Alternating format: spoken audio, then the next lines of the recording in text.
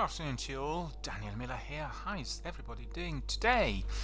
Another very misty, wet, damp, rainy type of day here in London suburbs, in addition to the coronavirus infection which is rising everywhere nationally around our country.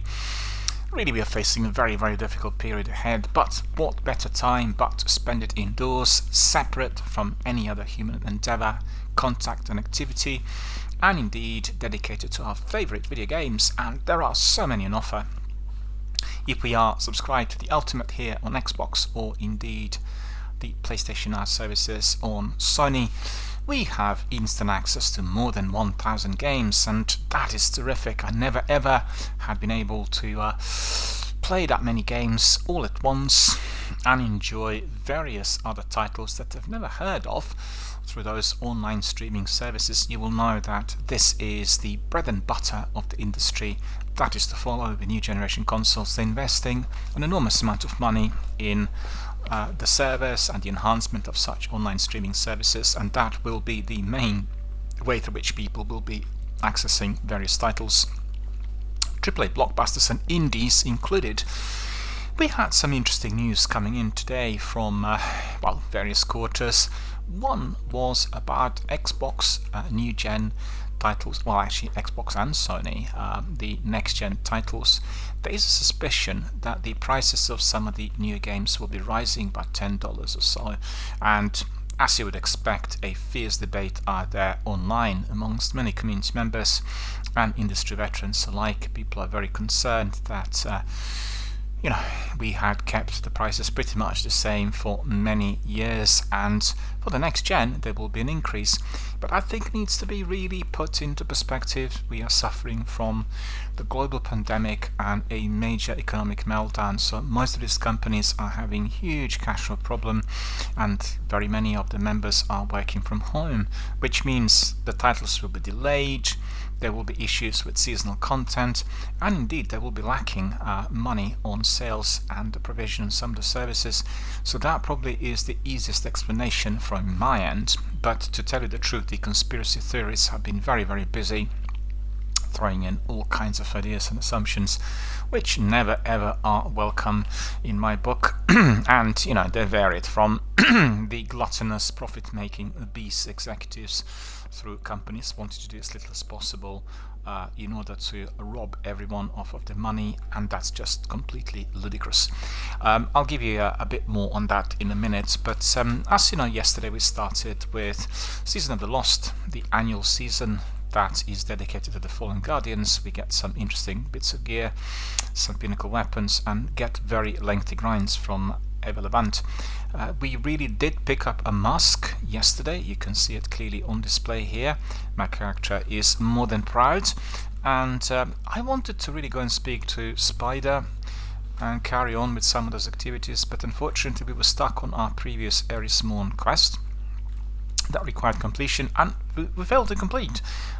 We did so as the quest is very, very lengthy. It's for Death Singer, as you would know, and it does take a long while to get everything sorted. We actually got stuck, well, not stuck really, we did manage to complete yesterday the activities in Catacombs, and we need to eliminate a couple of bosses and then the main mega boss in order to complete everything.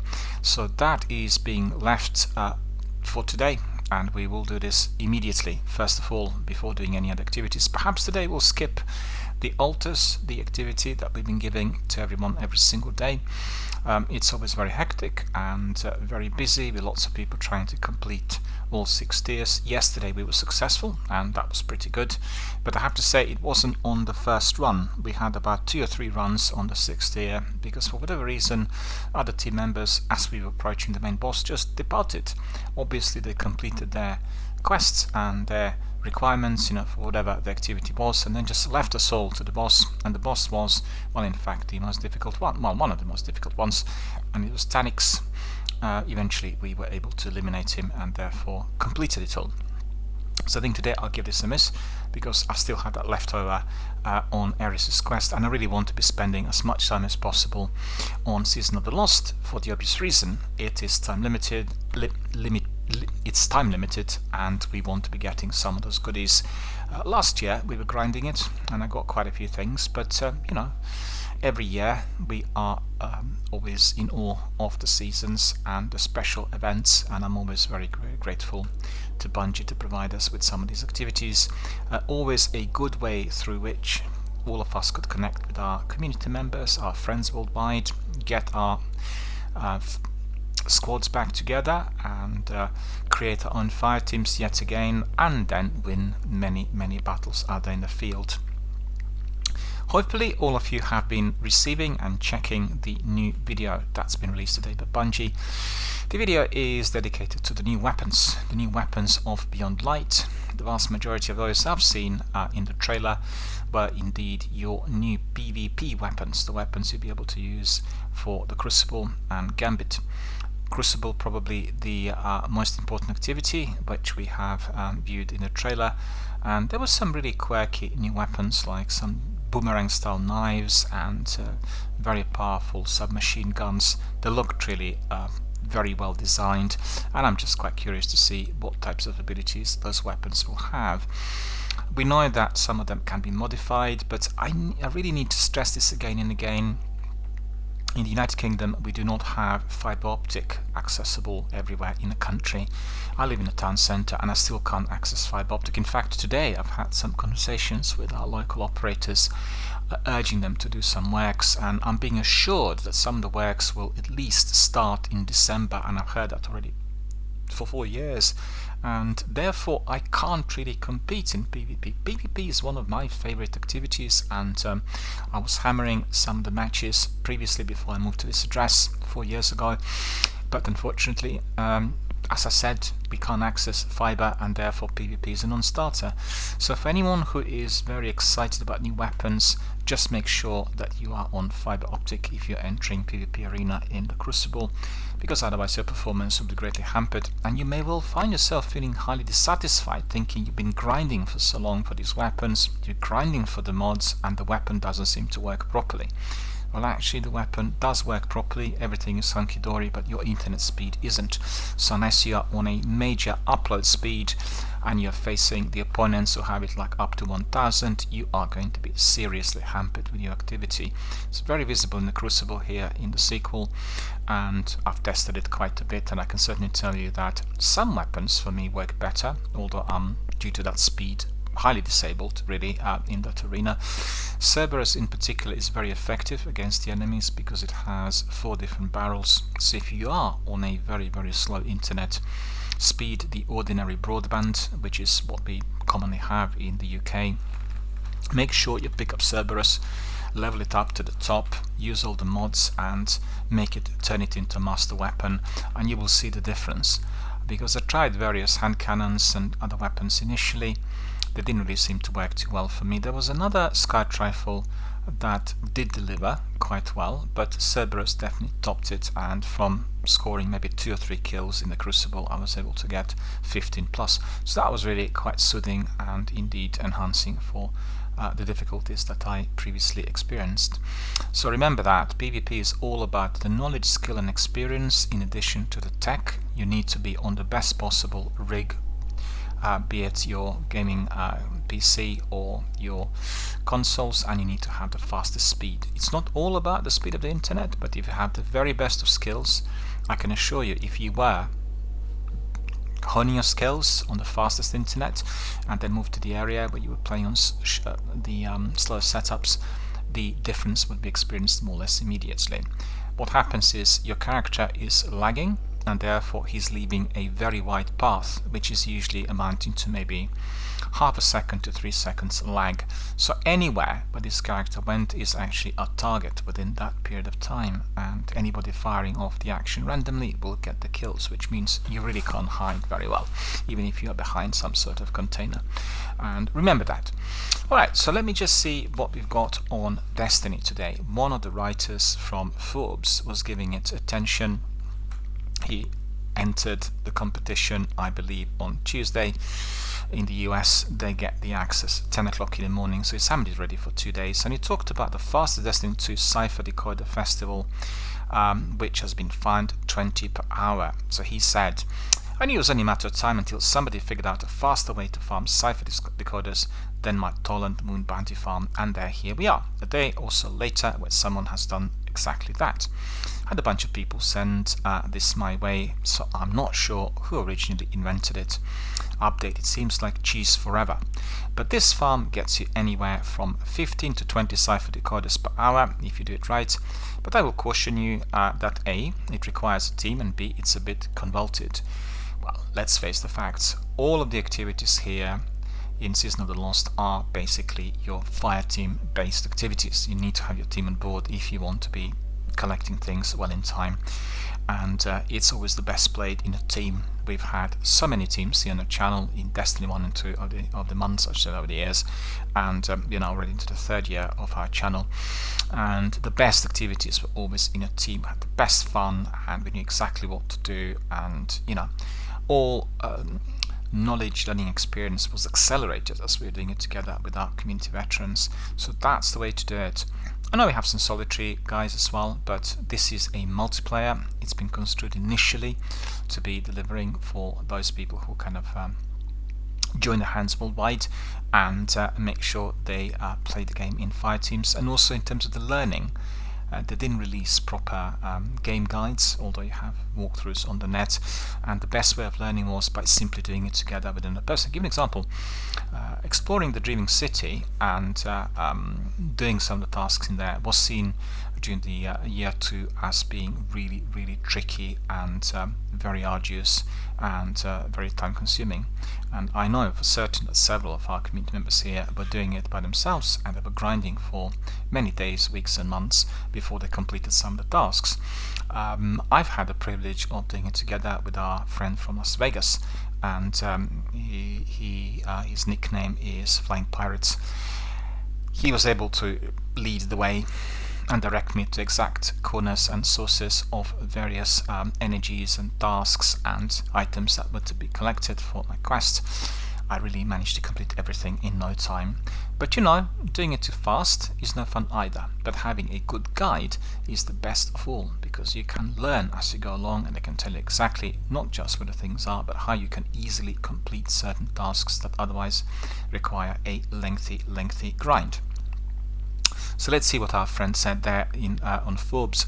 The basic idea is that you are trying to land a bug spire of stars checkpoint, you can get it if you quit out of the raid in a tiny seconds long window right between when you kill the boss and when your loot appears. If you do it right, at least someone in your team gets to the checkpoint. You can then do a checkpoint join farm where you load back into the spire right before your loot drops. Even if your drop rates for cipher decoders are very bad, they do seem to be somewhat higher for something as substantial as completing an entire raid, I beg your pardon. So that you can do is to use the process in a minute or two to clear the spire of stars on repeat to get ciphers at something like a 25 to 50% drop rate. If you're lucky, that means you could get up to 20 cipher decoders an hour. Can be done with this entire event in maybe 2 or 3 hours for this. Well, I think that's for people who are really kind of not wanting to do the usual grinds. This is the speed runs, this is cutting corners, and he's basically giving more advice on this. I personally am not keen on this, but if you're interested, just hit him up. He's always on Forbes. His name is Paul Tazzy. He's a senior contributor. He writes on video games there every single day. I'll be easily found on Google. Just go to Google, put Paul Tazzy, or put Forbes. You'll get all the information, and he is describing all other things that you can do there in depth. I think this season needs to be enjoyable, needs to provide us with interesting activity, and most importantly, the content that is best done in a team. So for me, there's going to be no speed runs in here.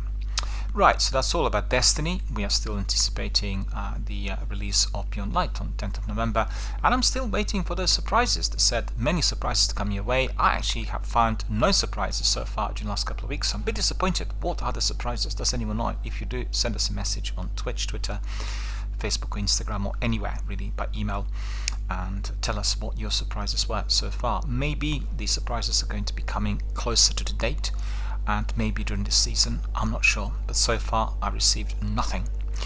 Aaron Greenberg said, does the price of a game even matter if it's in the Game Pass? I think it does. In fact, lots of games in the Game Pass can be equally enjoyed and immediately purchased for those people who are highly dedicated. I've done that a few times, I have to admit, and particularly for the games that are about to expire. I'll give you an example. Kingdom Come Deliverance is a wonderful RPG done by the Czech studios. I'm trying to think what they're called now. Well, the name of the studio escapes me, but is it Warhorse? Something like that. They produced this wonderful game, which is an RPG similar to Elder Scrolls, taking place in the medieval kingdoms of Europe, and you learn everything about those medieval kingdoms. So for anybody who has Central European ancestry like myself, you will always be interested in finding out who your ancestors were, all the way back, and you learn everything about single count, king, earl, lord, marquis. Everything is properly documented there through your inventory, and you will have your codex with all the information, in addition to a lot of very enjoyable gameplay. So I played the game on Xbox Game Pass, but this game is massive. You probably will spend 500, 600 hours just completing the very basic tasks, exclusive of side missions and all other activities. They also have about 6 or 8 DLCs, which are fairly lengthy. And so I've spent quite a bit of time whilst the game was on Game Pass. Didn't manage to complete it, and then immediately as it departed, we had another week of discounts on the game, because the game was just departing from the server, and I purchased it. I think the price was about £15, which in fact for myself is quite a high price, because generally I'm angling for the games between, I don't know, £1.50 to £5, but I really wanted to buy the special edition that included everything. It was the whole content. It's called the Royal Edition. All the DLCs, everything released ever in Kingdom Come Deliverance was included, and I'm still playing the game. I came to the first very big hurdle where we have to be rescuing one of the noblemen, and I'm not really leveled up enough in order to rescue him properly, so there are serious issues. But I'll come back to the game and I'll carry on as usual. Really enjoyed the dialogue, the gameplay, the overall narrative, which I think is very good. Beautiful graphics. It has a very kind of smooth, slow kind of storytelling, and you really learn a lot about the way things were in Central Europe in those days. The kingdoms of Bohemia, Hungary and Croatia, as well as Austria and Saxony, and the European land looked very, very different to the way we know it today. So he's asking, does it really matter if the games are offered on a higher price? Well, in my book it does, and I think they will have to justify the price.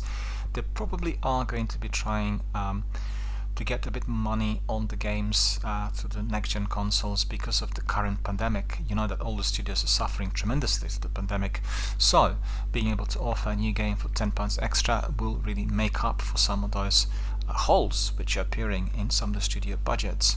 So Xbox Games Marketing GM, General Manager, responds to questions over whether Microsoft will raise the game prices, and as I said earlier, the conspiracy theorists were very, very busy. We had lots of potential clues, which altogether are purely the product of somebody's fantasy as to why this might be happening. And just like in all other areas of life, the good news are not really the news, and nobody's interested. But anything that appears to be of concern, or perhaps indicating that something bad is about to happen, becomes very prominent and completely overtakes the entire internet. So let's see what he said. A handful of publishers are easing into software price increases for the coming new generations of consoles, including Sony. But what about Xbox? Well, we've heard about Sony. They are going to be charging a bit more. In an appearance on the Real Deal podcast, the Xbox Games Marketing GM was asked if Microsoft would adopt the $10 price increase that publishers, including Take-Two, Sony and Activision, have recently introduced for a small handful of next-gen titles. So Greenberg didn't outright confirm or deny whether this is going to be happening, but the suspicion is that the first-party games will cost $70 rather than $50, but rather suggested that Xbox model meant that the price increase for individual games would not really impact users in its ecosystem all that much due to features such as Game Pass and Smart Delivery. Well, Smart Delivery is a very important feature, and I really highly recommend it to everyone. What it means is once you purchased Destiny, for instance, you will get the smart delivery feature, and once you migrate to the next gen console after the 10th of November, once you purchase it, once it's sitting on your shelf in your office or in your living room, you will get the smart delivery, meaning the game will be automatically adapted and transported to the next generation graphics. You'll get updates and patches and everything else free of charge. So it's very important. Very important, because it means you will not need to be paying any extra revenue for that game to be displayed as it should on the Xbox Project X. And Sony presently do not have that feature, and therefore I wonder whether this will happen as well over there. And as you know, I have both consoles and lots of games really spread across 2 different platforms. Really quite disappointed with some of the approaches I've seen from Sony, because I think they're lagging behind Microsoft in many different ways, and more specifically in the area of the gaming community. The fact that we connect, that we play together with others. I find that Xbox apps, and particularly the new system of xCloud gaming, is a lot more advanced, and it will really enable many more people to join hands from any country of the planet. But there is a downside with Microsoft still. It's 2 things. One, Microsoft, the access to Microsoft services is not fully enabled in all regions of the world. So you have some parts of Europe where ordinary Europeans cannot be accessing Microsoft services in full. That's terrible. And that means those people will not be buying an Xbox console, because they do not like the idea of paying for the service, which is to a degree incomplete. Secondly, they still have the problem with the disc, the physical product needing to be stuck in if you want to be playing older generation games, and you will still, in order to do this, always need to get the disc, stick it in, despite the fact that the game is downloaded through the server and given another update, which is upgrading the game for your Xbox One console. You will still need this disc in order to verify a license. That is a very big no-no. I have goodness knows how many games on discs, and every single time I need to do the same. So that's a problem for me if I want to play that game through xCloud, right? Let's say I'm in Germany or Denmark or Russia, I don't know, South Africa, America. I'm using xCloud services. All of my contents of the console, from the console, have already been transferred to xCloud.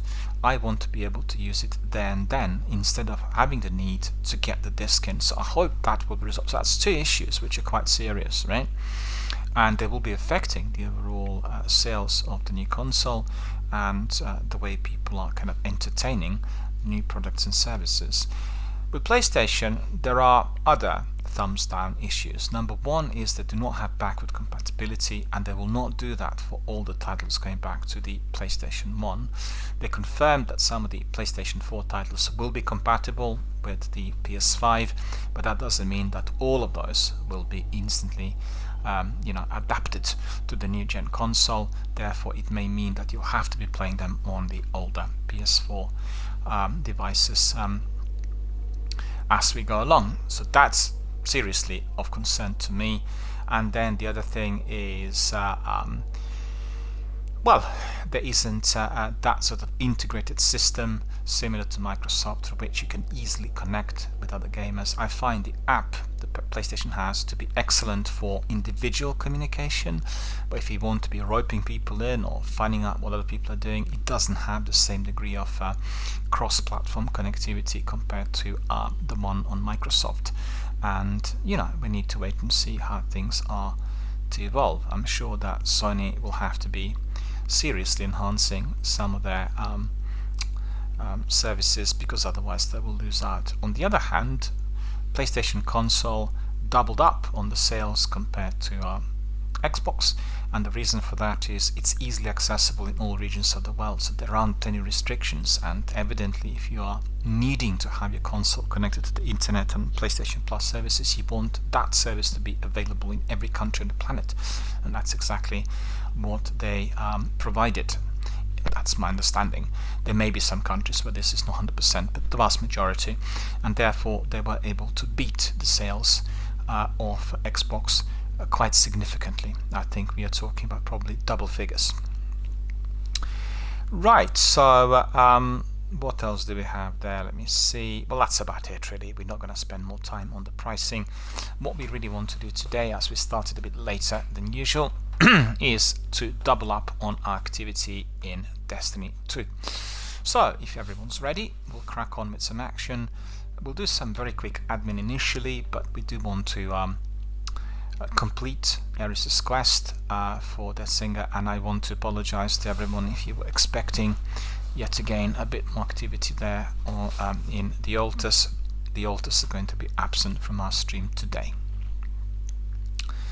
Warlock Human Male, DRBMiller, as usual, and I'm just reminded of the fact that I've not even worked on my other two characters compared to my Destiny 1, where everything is tip-top, 3 characters, maximum levels, maximum light, everything as it should be. Well, that's Destiny 1.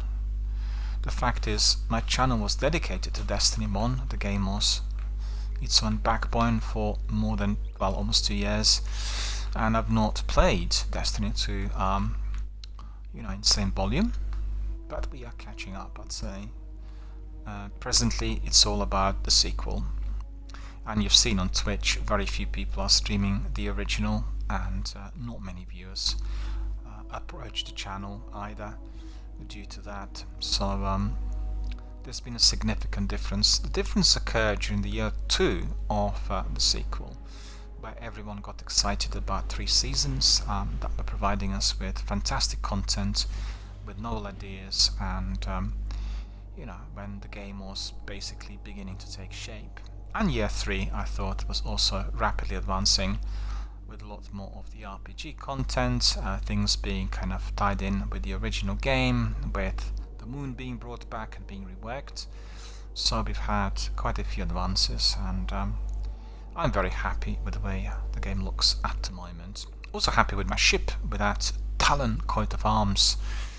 Really, really cool, and having that Talon coat of arms on my ship coupled with the Eagle Talon armor is certainly going to be of advantage. And also it looks good, it looks like you are supporting the Fallen Guardian, and you can also wear it sometimes in the Season of the Lost, that is, and swap it with that Dreambane armor.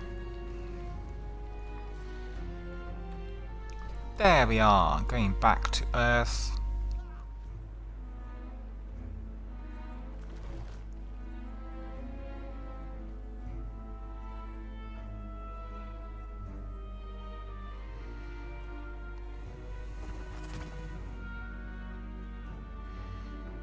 It was here, but we need to see our inventory. That's literally first and foremost, and I'm reminded of the fact that yesterday I forgot to decoy my engrams, so I think today I'll probably have quite a few. Look at the mask, look at it.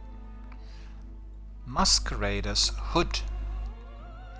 So we want to take a screenshot of this masquerader, and you could see that the energy here is, let me see. In fact, what I'll be doing is I'll be enhancing the energy to the top, and I have some enhancement cores, but before I do that I will the overall inventory to see what I can just infuse some of the other items, because I have not bothered to increase the energy levels beyond 5, I think, but it is becoming very much of an issue, right? There we go, our power issues. So that's 1013, that's 1017. Well, it's a no-brainer. Let me see, have I locked this? Yeah, I have. This one I want to lock as well. And this one I want to lock. My favorite items are locked, like for instance this is also Solstice hood, really pretty good. And Dreambane gloves, that's 1014, at 1014. And 10, 15, 12, 11, 13, all of that is of no use. We're getting rid of all of these, as always. Oh, we got some Metaweave, that's good. I need to remember to take these. I keep forgetting these materials, just ridiculous. In the original game, I never forgot anything, but that's due to the sheer number of days and hours spent on it, and my support from many community members always telling me what to do, and it became just like my second nature. So that's 10, 13, 10, 11, 10, 14, okay, If you're here for shaders, 10, I'm 12, afraid well, you've like come 10, to the wrong 20. place. Want like But superior I'm still armor happy to be chat. present. It's 11. Ava's talking. Okay, and that is... oh, that's 15. Okay, well, I will increase that, I think. We definitely want to increase that to 15. Upgrade module, we only have 2, but that's fine. Going up. And then let's look at our weapon rare. Let's see what we need to do there.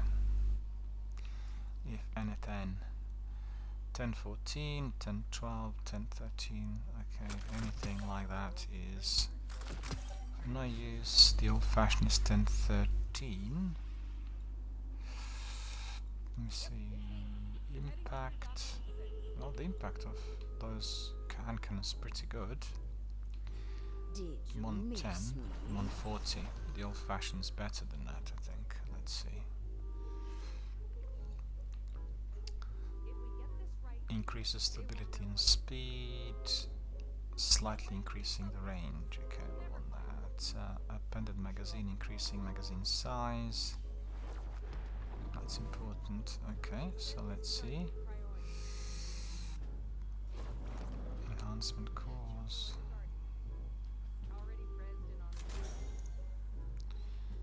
Okay, and then in here we'll have maybe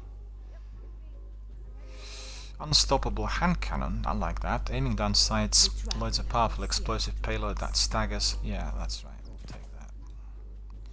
And that's all. Well, we have also this one, which is useful, and that's for our targeting adjuster. And then we have boss specs as well, which is here. So I think unstoppable hand cannon is good enough for now. We'll keep that. Wait a minute. Want appearance? I forgot about the appearance. Come on. More, but I am working now after all. There it is. Appearance.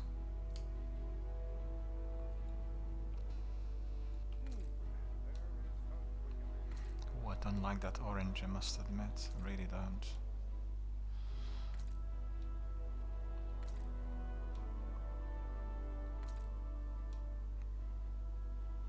It's not too bad.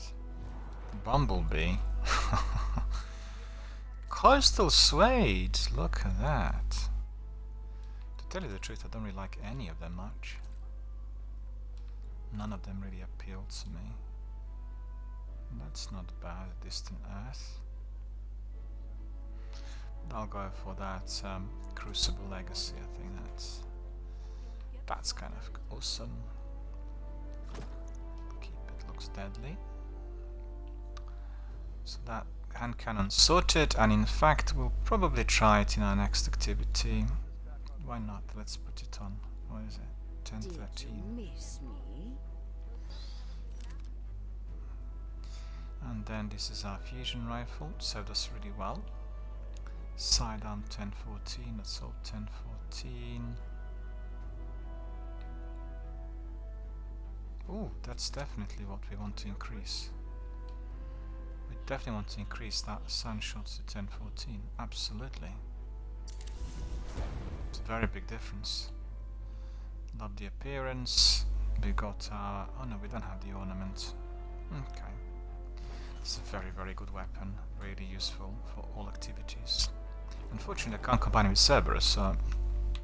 What do you think of my new so that's 10, 16, 11, 13 and 14. We'll get rid of all of this. And I want to increase this one. Knight's Terror is a very good weapon as well. We'll bring it to see. To 10, 14. Oh, don't tell me I haven't got any more upgrade modules. Why? Okay, I'll do this in a minute. I'll purchase it and then we'll complete. I love the decoration tube.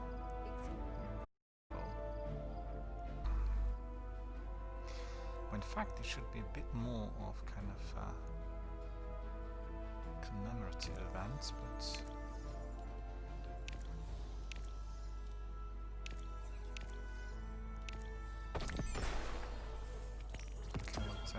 engram. True prophecy we got. Not bad. This one we want to purchase. Acquire.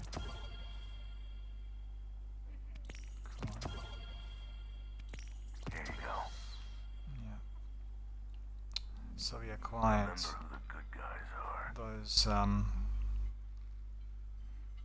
upgrade modules. Here on Earth we So that's can. pretty good. And Less remember to use them sparingly. I definitely wanted to increase this from 10.9 to 10.14.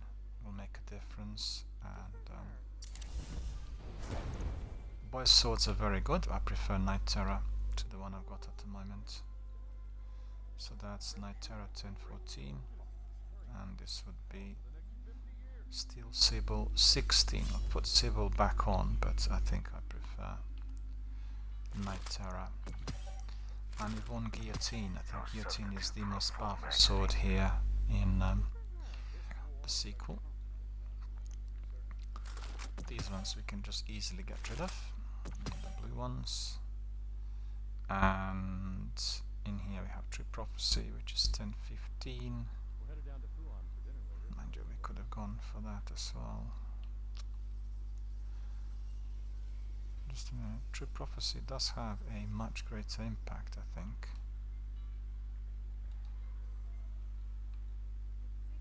Forgot what I was doing. We'll try out some hand cannons, just for fun. That's the old-fashioned. This is its impact. And this one's better, it's superior, yeah. Range? Also superior. Okay. Well, mind you, we'll try that weapon then. So in here, steady hand, increasing stability, increasing speed, slightly increasing the range. Oh, I like that. I like that. You know, it is a future war cult weapon. Look at it. I like the skins. Very good. And then in here, accurate rounds, increasing the range. Yep, that's right. We want that. And then in here, applying climber.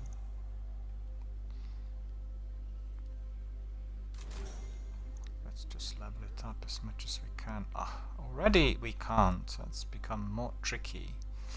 And in here we'll have unstoppable hand cannon, overload rounds. We want definitely that Less mod. complicated. Just see the. That's the original. It's not bad. That's not bad either.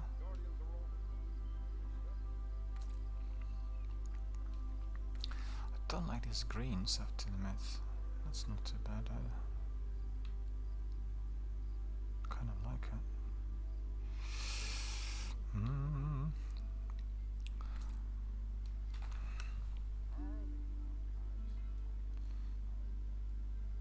Petefio is here. Hello Petefio, how are you doing? Petefio's asking, what's up? Too much with the Red Legion. Well, we are just getting ready for our first mission, which will be aligned with Eris's quest, a very, very lengthy, grindy one called Death Singer quest, and we are going to be completing it today after a week of grinding, I think, and we'll be getting that mask after we destroy these bosses. But the last thing I need to do here is just to sort out my cosmetics on True Prophecy. I probably will stay with the first one, you know, the original. Tag floating out there in the I reef. think I liked it the best. Good and bad. I like that the best.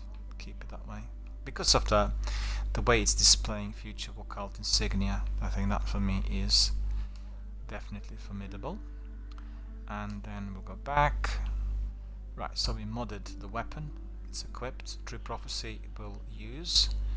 And we'll give it a break really for Cerberus. I've been using it quite a bit now this week. We'll try with the old-fashioned. No, actually, Old Prophecy. Lot We'll of put tag Old floating out Prophecy there in the reef. um, Good and bad. into this primary slot. We have Sunshot hand cannon. It's not really hand cannons, but I can always swing to maybe a sniper or fusion rifle, so it doesn't matter. I want to try 10-14 now, so I'm curious to see whether we'll experience any major difference. Stop fighting. And that's, well, I can put maybe Need to bother about the vault either. Plenty of space. Some bounties, but I think there are some bounties that picked today. That's still. So let me quickly have a look. Ava's, they probably expired. There were daily bounties. Oh no, they're there still. Haunted Ark, Haunted Kinetic, Haunted Solar. Activity complete Mass Remembrance, Heroic Story Mission, okay. It's just wonderful to be back. So we need to defeat some nightmares in Nightmare Hunts, okay.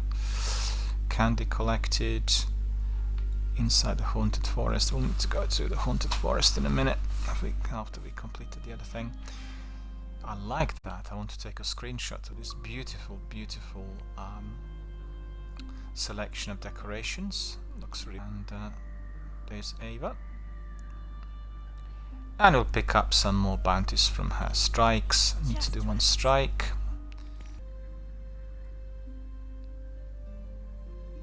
One. Or several. I'm not sure. A few. Mars Defender. Defeat combatants. Okay. This is exactly what I was thinking. Last season we'll pick up the vast majority. You know, just for fun. We've got already that Void Mask. That's Zorro. Or was it Masquerader's Hood? 3 grab bag. A small mysterious bag of goodies change for candy. Well.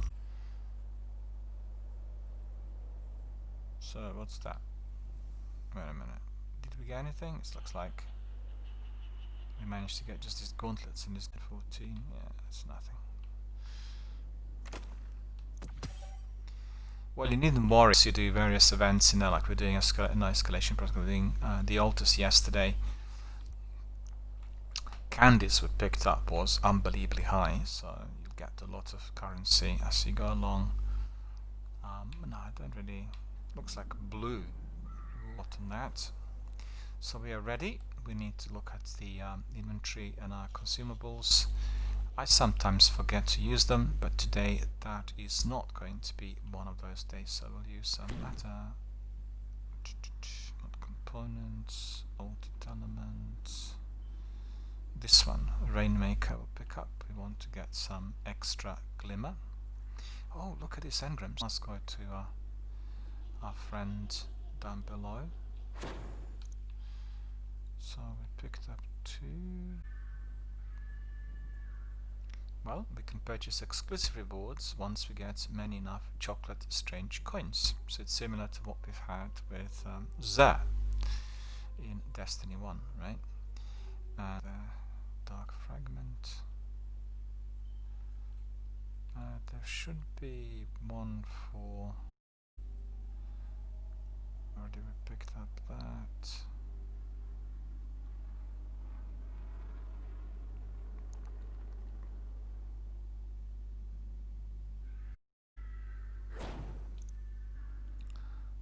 Candy.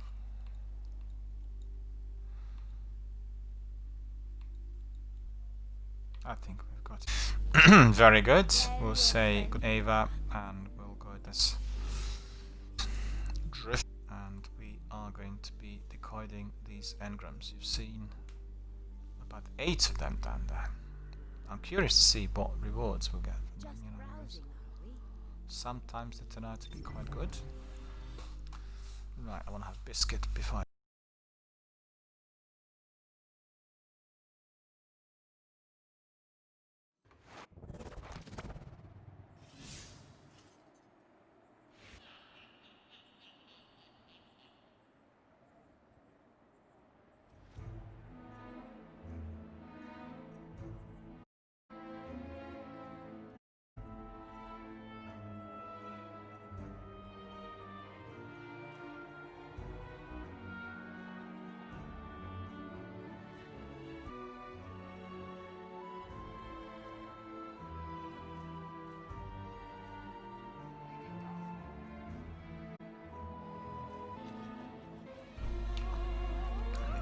Come on, let's have some bets. Have some bets. What do you think, Uncle? Or just plain rubbish? The activity in the tower has become a lot more hectic since Tuesday. equipped engrams in here. 1030 chest base. 1012 bond. 14 energy weapon. Any good for us? We'll put some of these in the vault, I think, as well. Wait a minute, I got 2 weapons. I did get 2 weapons. That's my 3rd slot as well. 10. Okay. It's a hand cannon. Optative. Awesome! That looks terrific. We definitely want to try that weapon. Chambered combat. Corkscrew ability. Yeah, we'll keep that. Steady rounds. Increasing stability. Slightly decreasing the range. Reloads. Magazine is empty. We can try that as well. Robber. Melee kills, reload a portion. And improve access in range on the opening shot. I'm not changing the appearance. The appearance is awesome on Destiny. Taking a screenshot. Don't know whether you guys tried this weapon. It's into very good practice.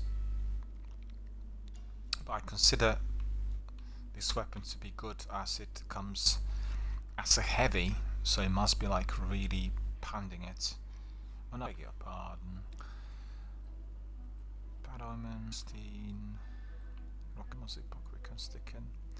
I've been using rocket launchers that much necessary in Destiny 1 for certain bosses. Right. Walking, we'll do some quick transmat. And we'll go back to the vault and to master a hull. To be, first of all, I think I appear to have some other engrams that were not to be decoded down below, so these ones will be given to master a hull. Perhaps a barter is warranted. A barter is warranted. Energy weapon, 1017, energy weapon, gauntlets, prime engram, 18. That's quite good. I think we are in the business in here, aren't we? Let me see. Definitely. Sidearm 1017, okay. Okay, we'll put some of the stuff in the vault and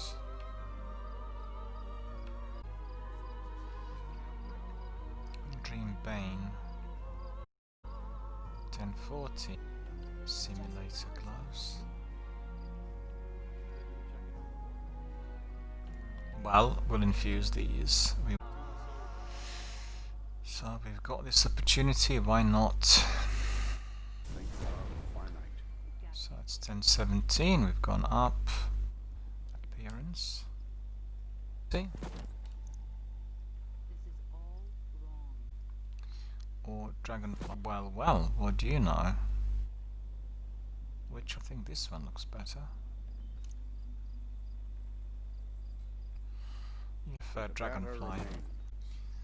Dragonfly, definitely the preferred ornament. See then whether we. Well, this is odd. Where's the orange? Speak to me not of the darkness, I want no. Vanguard metallic. That's pretty. In too well with the red fit, does it? So Jump over the documents. Good for her.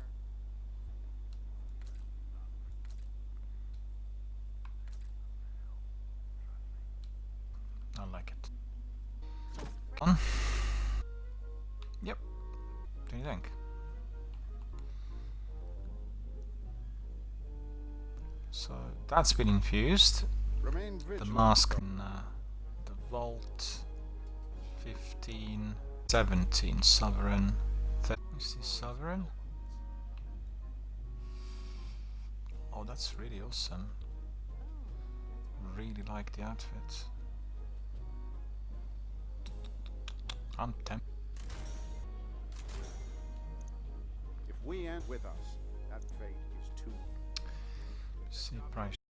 Strength, discipline, unflinching rifle. I must admit me to crack open. There. And then I can use... I can't. Okay. Fate is too terrible to comprehend. We just... Yeah. Yeah. That it is worth the risk. Dream Bane mobility 7, resilience, discipline 12. I pulled a lot of strings to get us this job. Discipline 23, strength 13, resilience. Always. I think I put it on for the time being, don't you think? I really like it.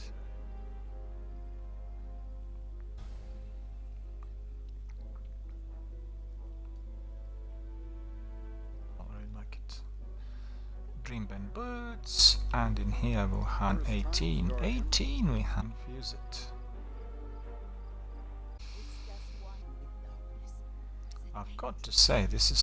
That it is worth the risk. The one guardian. It is. Taking another script.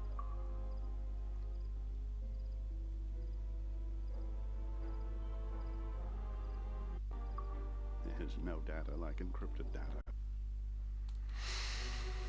Okay, so we will depart. Ha! Semi-hidden, I could barely find my vault in there. Vaulting! Right, so let me see, what are we gonna put in there? Ability to put in. And what's this? Mind you, Blasphemer could go in as well. No, we'll keep that. Sunshot, we have that.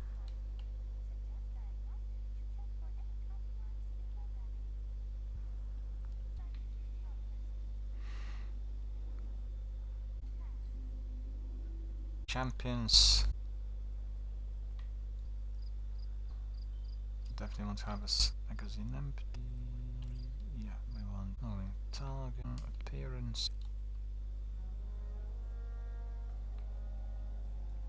I like it. See, what else can I put in the vault? Submachine fusion rifle. Well, there's a load of walls like an automatic weapon. Sniper rifle will keep. Distant relay needed at the moment. Bull. And that was bad element put in. Mind you, I also have this wood. I've been using it much. Probably frequently. Used as beat many enemy. Could it not? I like the cosmetics, the skins look cool in there, you must admit. Significant impact is great, swing speed, charge rate. Let me just compare that with the other.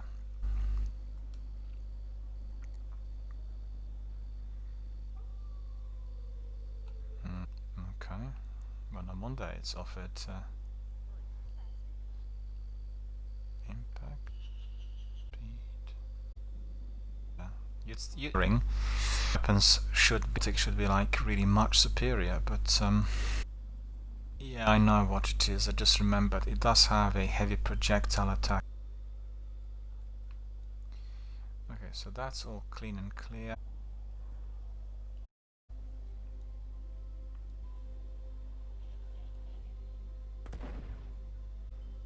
Are you a member of grenades?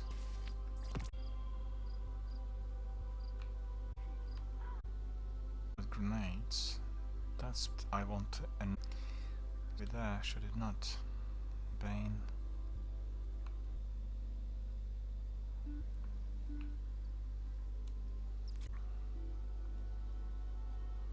Where would this be then? Peace.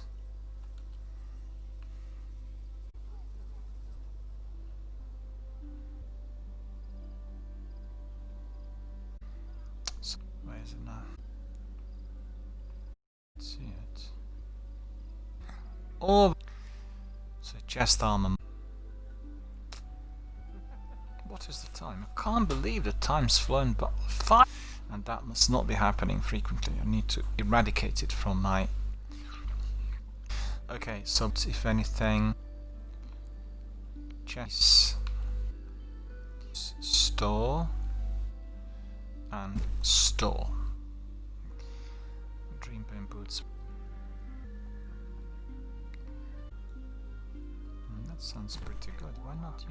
Oh, idiot. My brain's not working to put this in the...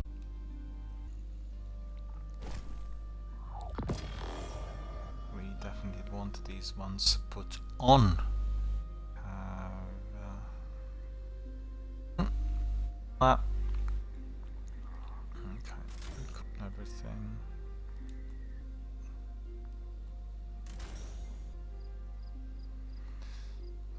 Really, that with the shooting of scavenger, dexterity. What else do we have? I mean, traction, ground at 10 radius for sprinting, dexterity, head launcher, dexterity. We want okay. It should really work better than the rest, and in here we'll isolation. Cool, I need to pick up an orb. Too bad. Everything's still there. That's all good. So that's all as it should be. Any more leftovers for the good talent bond? It's 1018. That's 10. And then yeah, and it's just in there. It's a bit odd, isn't it?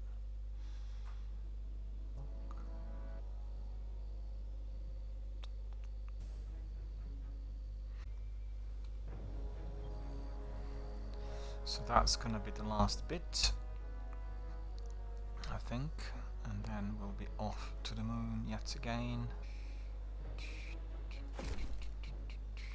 750, 10 of 5, 10 of 8. Very quickly have a look at some doubles, see if I stashed anything that we already have. My vault is getting busier, as you could. So this one needs to go. Well, lonesome. Tranquility, tranquility.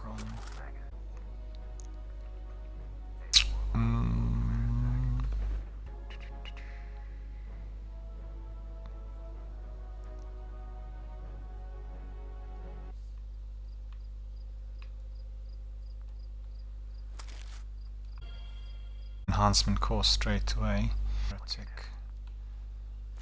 Double that.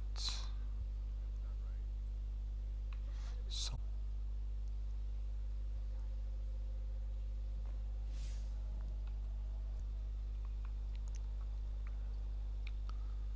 950. He got talent already. Well, doubled up in here for some reason. Anti-ext. This. These will. Worth fighting for.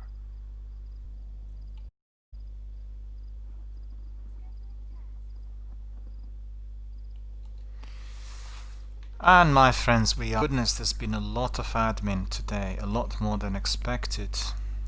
And postmaster and Hi there. well, rubbishy items. 15. Okay, we'll pick up these. What states we have? Healing. Come.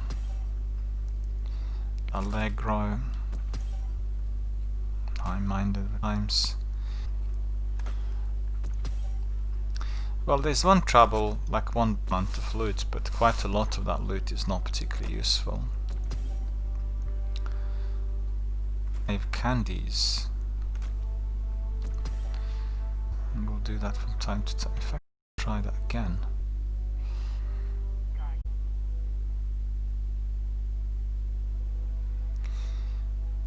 Mnemonic engram. Oh well, Stockholm's weapon. And this might be an ornament for our.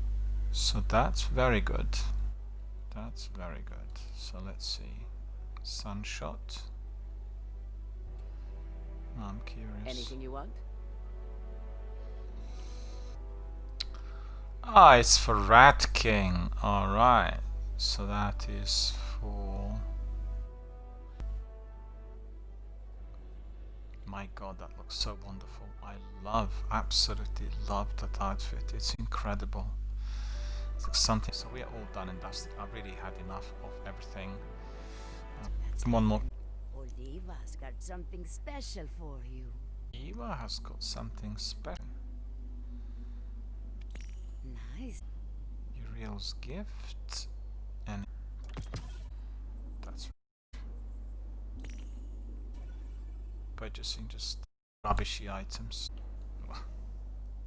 Massively leveled up. Which is what they are not. Wasted me money. My money's gone down the drain. The magic rifle, you can put it in. Actually, okay, we'll leave it in there. We've done enough of vaulting and fiddling for today.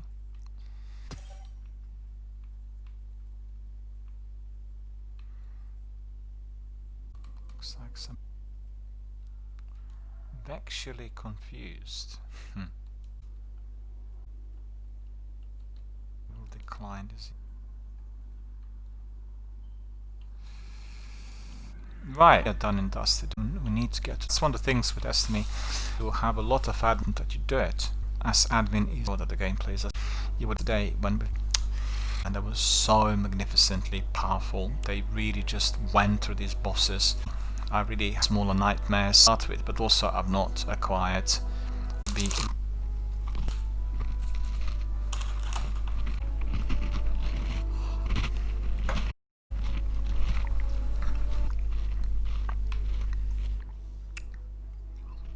fresh bounties. Yeah, we have several. Shadowkeep quests. We'll do this first.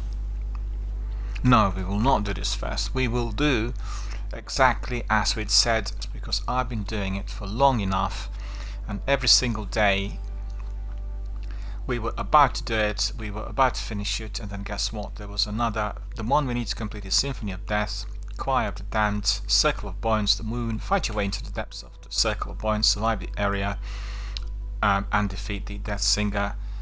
Well, yesterday I did not have that marker. It did not pop up on my map. It would have made it a lot easier for me to look for it. The less we have it to do. And I need to see what weaponry are equipped, because I was just looking at what I fancied. But quite frankly, we probably will need one automatic weapon in there. And let me see what that could be. Hand cannon.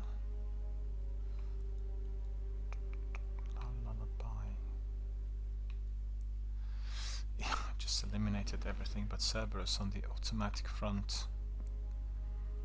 Doesn't matter. Jade Rabbit's there. 1016, 1014. All good. We are traveling to the moon. Hope you guys are excited about that trailer that we watched today. That was launched with new PvP weapons for Beyond Light. If you've not watched it yet, head to bungie.net, you'll find it there, or head to Bungie or Xbox Xbox YouTube channel. It's fairly short, about 2 minutes long, but you will get some good ideas on the weaponry and types of activities we are likely to find in Beyond Light. All of that is PvP based. I need to stress the weapons are for the Crucible. So for all of you who are great fans of death matches, well, that is going to be your bread and butter. And I'm not. On the other hand, I need to download open beta for Call of Duty Black Ops Cold War, and that is going to be playable from tomorrow. So it will be Friday, Saturday, Sunday open beta on Cold War. Very excited about that. I played alpha, and I will also stream it here, so make sure that you log in once we are streaming that alpha. Everyone's very excited about Cold War. The game looks really absolutely awesome, as expected. and the lead character reminds me of Robert Redford in his younger days, you know, like from 3 Days of the Condor, that sort of age of Mr. Redford's.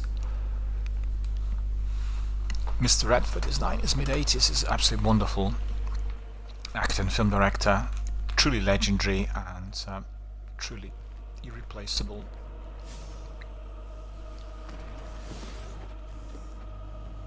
Due to his work, we managed to get Sundance Film Festival, the most important film festival ever created on the territory of the United States, which fertilized the ground for young independent American filmmakers to produce films which were not biased and not based on, you know, the intrinsic commercial value, but basically their own artistic vision. And Mr. Redford started that in the late 80s, mid-late 80s, offered his own estate, phenomenally so, to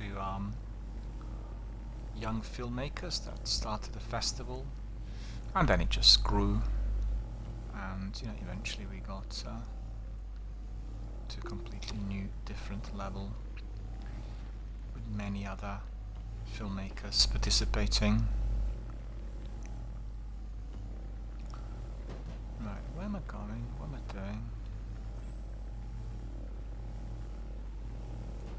Where did it go?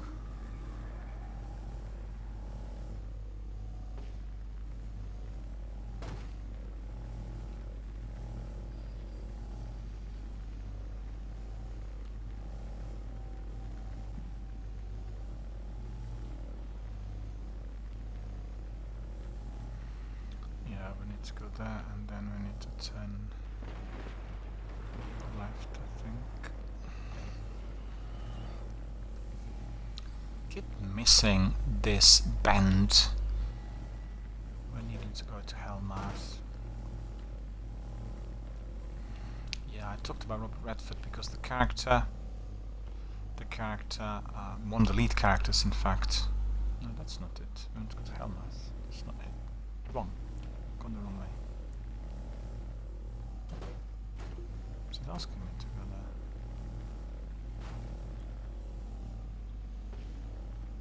It is. Well, then go that way.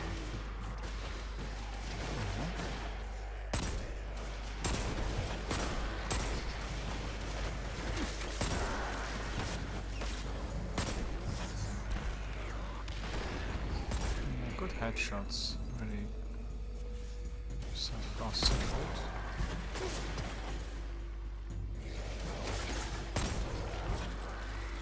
I'm a bit stiff, really, with my aiming, but nevertheless, doing good. As we can see, our marker, we shouldn't be bothered. What's the reason for his survival? Does everyone or anyone know? Candy! There's plenty of currency over there.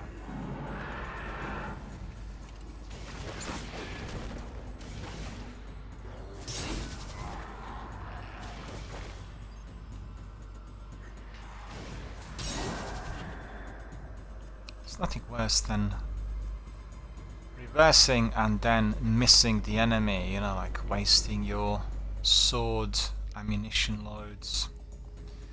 I guess what that happens to me kind of frequently.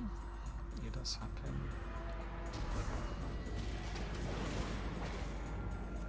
I've gone on the roof. There's no need for that at all.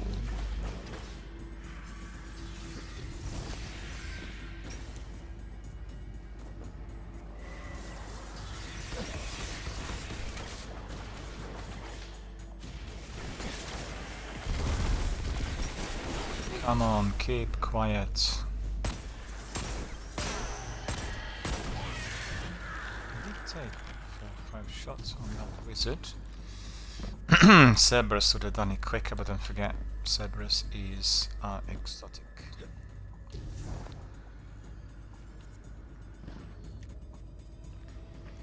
I am famished. I really am really hungry.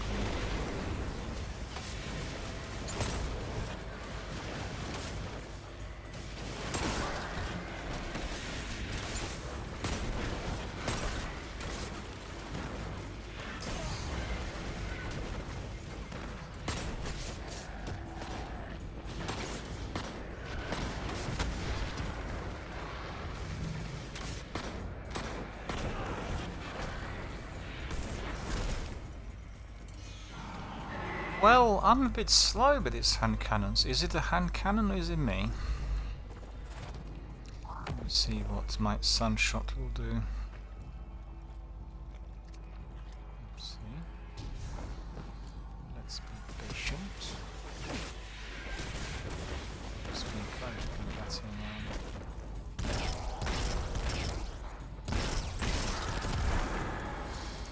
in. I'm encouraged of getting the markers easily.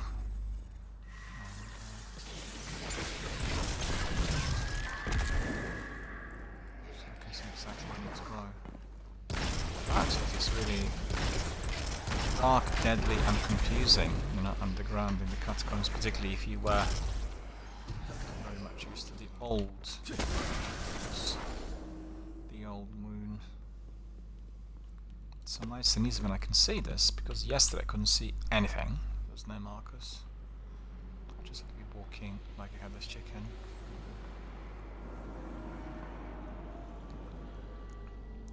On the other hand, it is a lot more enjoyable where you have no markers, because you need to be relying on your skill, your memory. In here it becomes a bit too easy. So don't know what the reason for that is, to be honest with you, but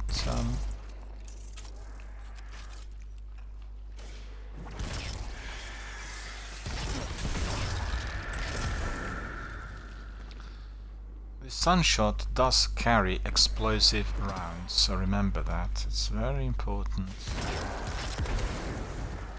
And you can really thoroughly enjoy the obliteration of your enemies if you aim correctly, which is not what I've done right now, as you can see, missing out on the very good weapon for precision shots. And very useful if you're targeting a few enemies at once. So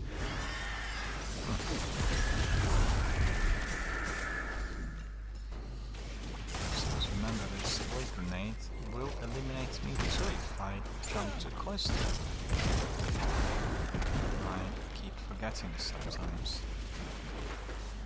Where is the beast?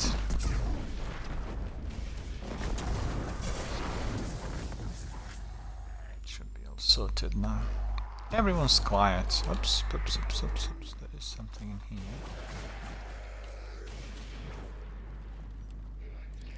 It's just this beast. I thought perhaps a chest. I need to have the mods that will recharge my super as quickly as possible. I need to sort of take a proper armor will provide me with these mods. I thought I increased discipline and everything there. Doesn't seem to be doing it yet. Certainly not as effectively as I thought. Did put some mods on that should really recharge the super faster.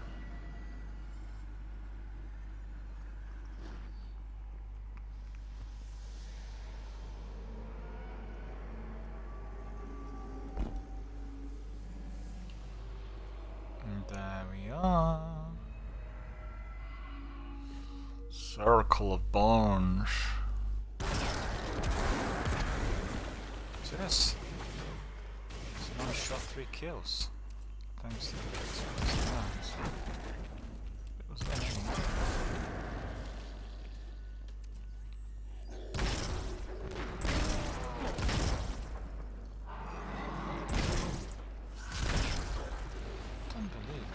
So many shots, it's just too offensive to me.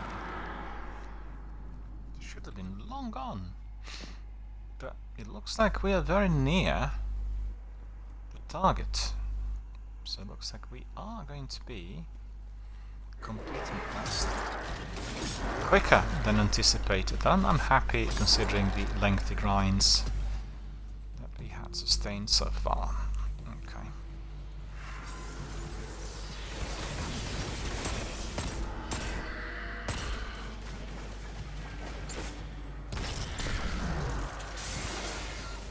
See how good these rounds are on these dreadful wizards. Definitely Not maybe, but definitely yes. Familiar with that record. Definitely maybe.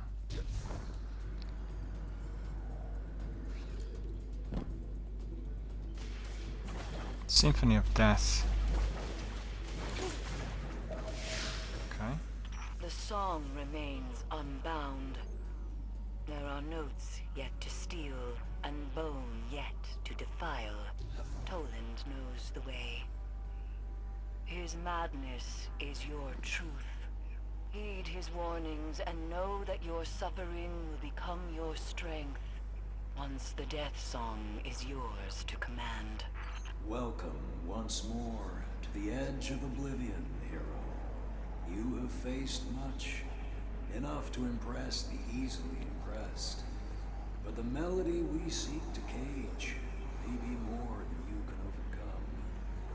Is that concern I hear in the old man's voice? Maybe his humanity isn't lost after all. My concern extends only to all we gain to learn from what comes next. Succeed or fail, Guardian. Either way, new understandings will be gleaned from your courage.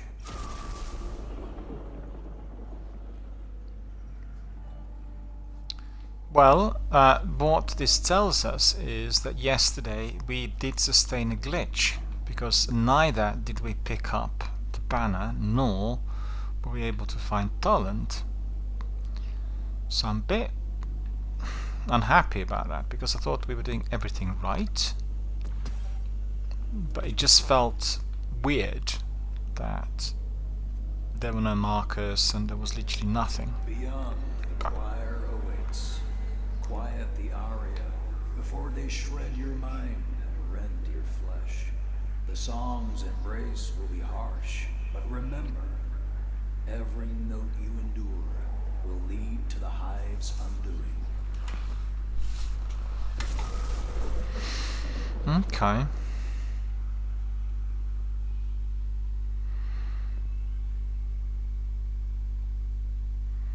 So this is the way to the catacombs. Yeah, it was easier to find today than yesterday. It's the fact, isn't it?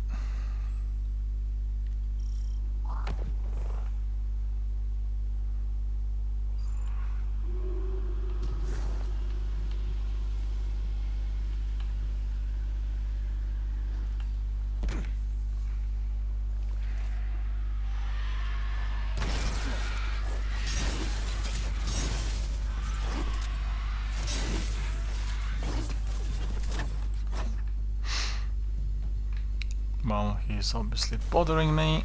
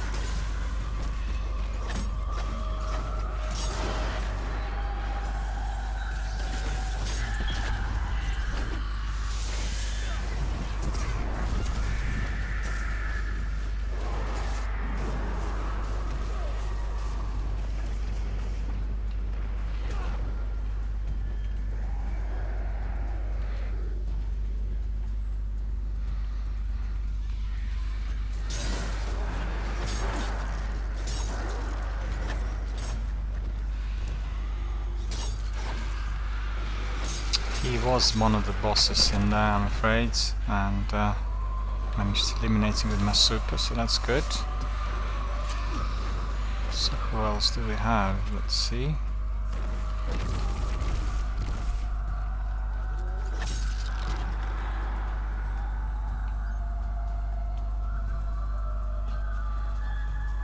Hiding in there. Mind you, easier to find. Easier to find with those markers. We had no markers yesterday.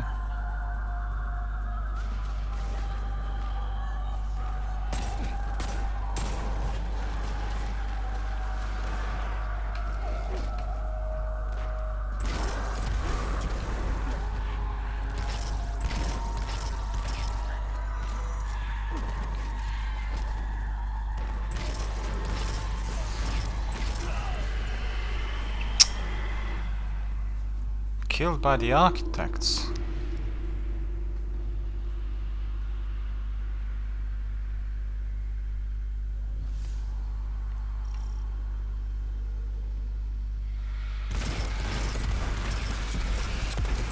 Now we need to repeat the whole thing. Ah, go away.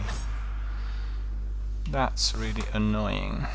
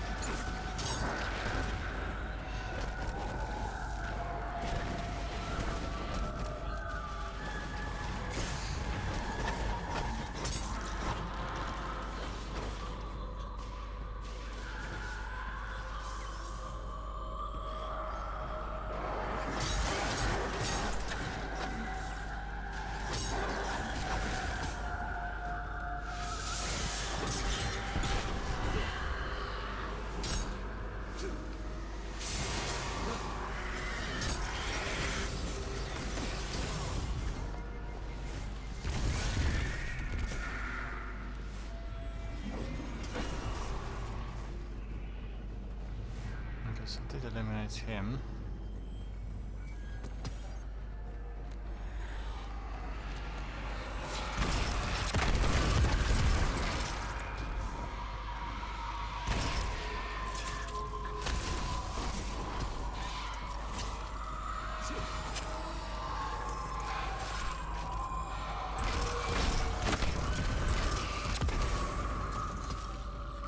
This dreadful thingy was all over me.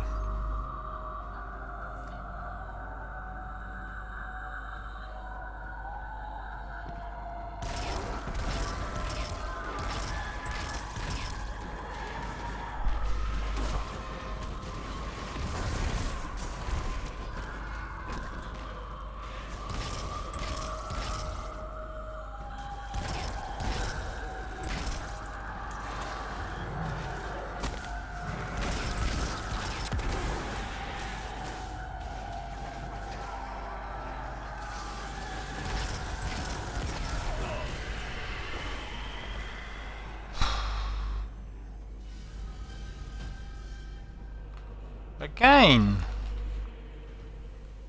Go away.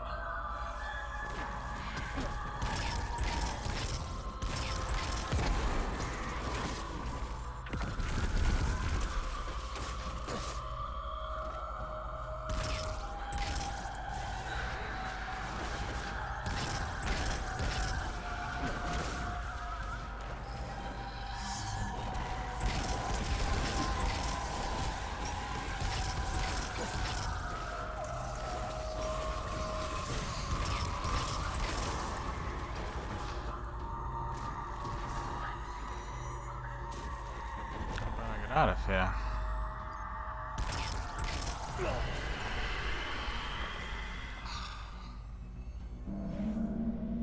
I don't believe... Well, obviously this is not working. I need to have a sniper on. And maybe I need to put my Cerberus on as well. Okay, change weapons.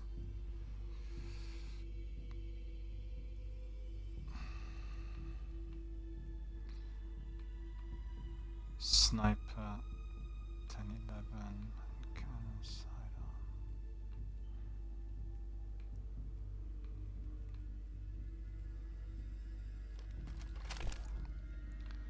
And in here, maybe we'll put, where's my servers?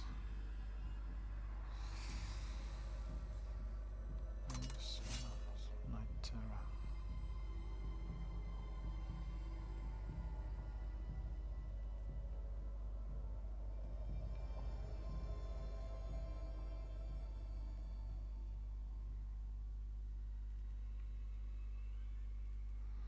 Well, they're similar, these two, not much difference.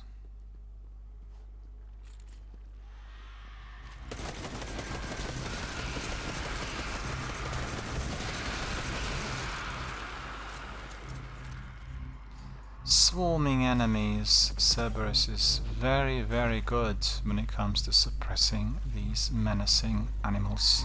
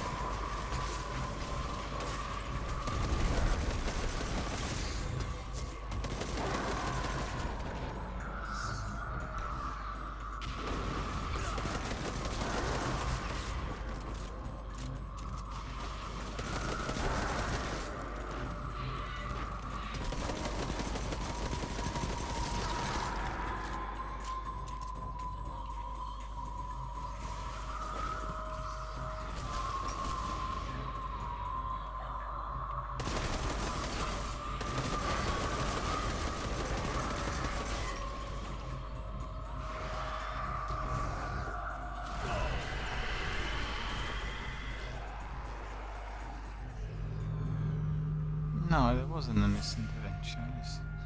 It's funny because I'm meeting like instant death in there for some reason, no idea why.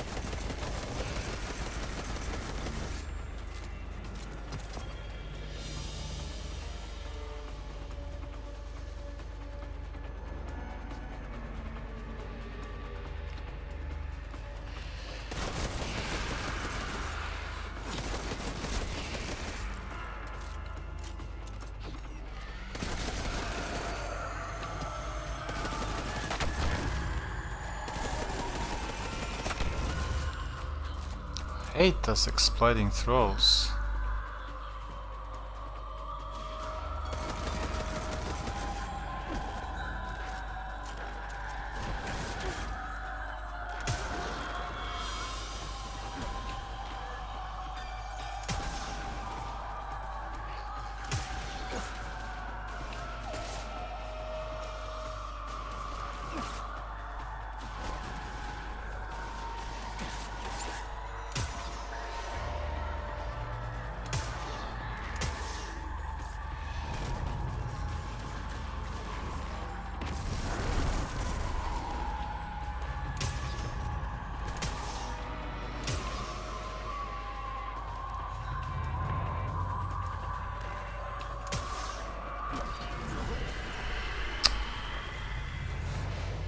I don't believe it. I don't understand as to why I'm getting killed in here already for the third time.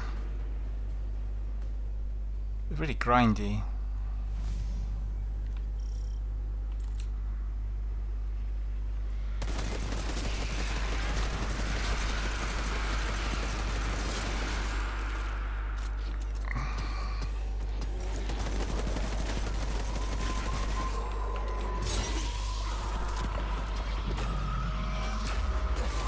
Oh, he wasn't there before.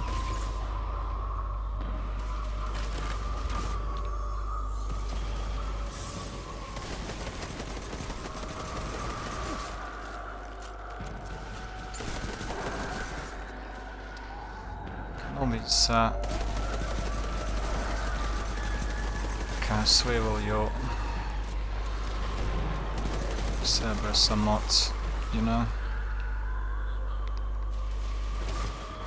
Barrels, you get really good scores. There's 4 barrels and the ammunition goes everywhere.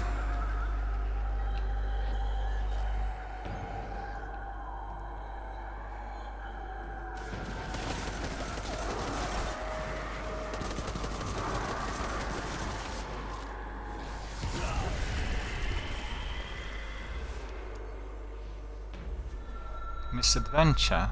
Why? Something doesn't work out perfectly here, really. Something's not working properly, I should say.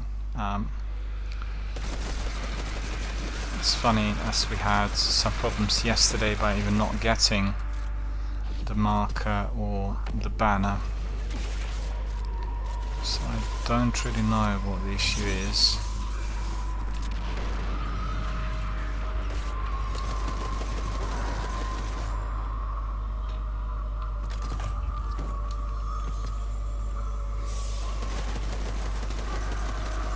Because there could be no misadventure in there.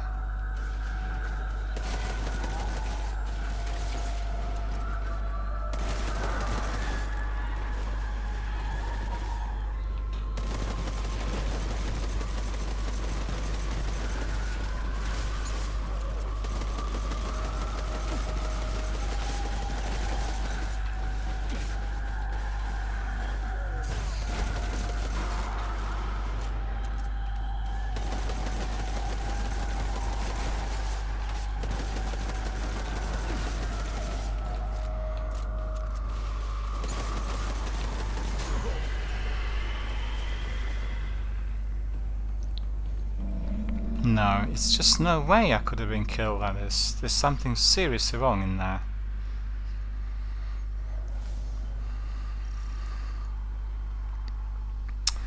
On the other hand, they said I had to survive in this environment, and maybe there is something that I'm still not fully aware of. I don't know what it could be.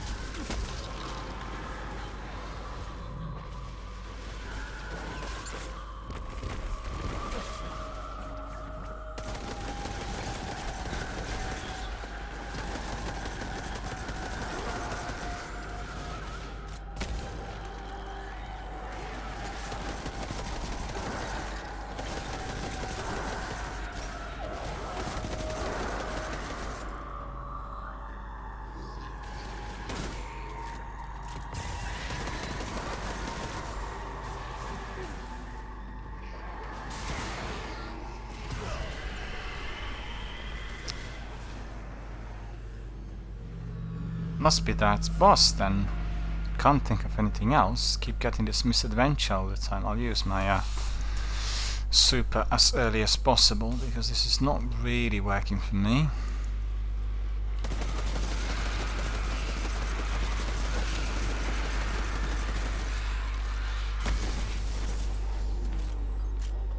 Let's see whether that beast will be more vulnerable to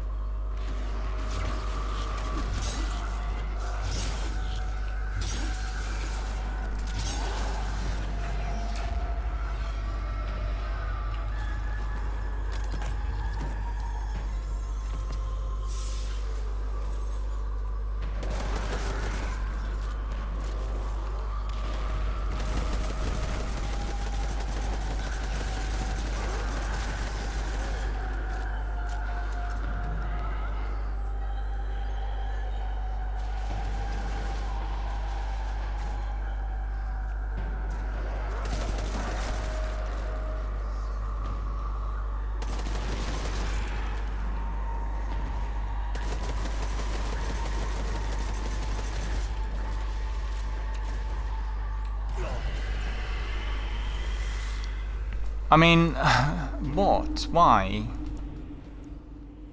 I had like full life and I was dead? What caused it?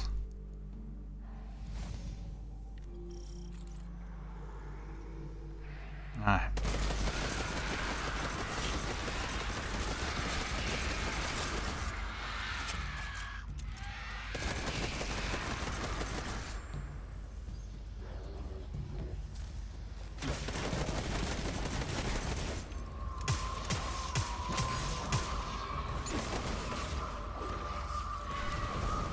What on earth was happening in here? Why wasn't my weapon changing as expected?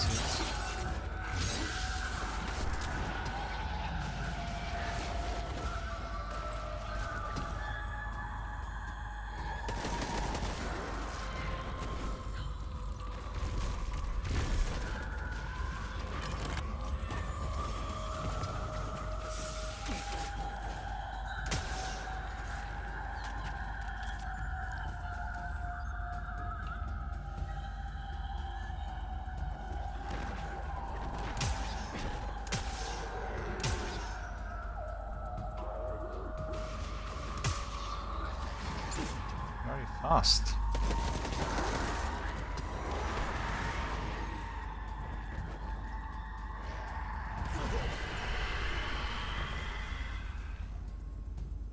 I don't understand as to why I was dead. I didn't do anything. I was just suddenly dying out of the blue.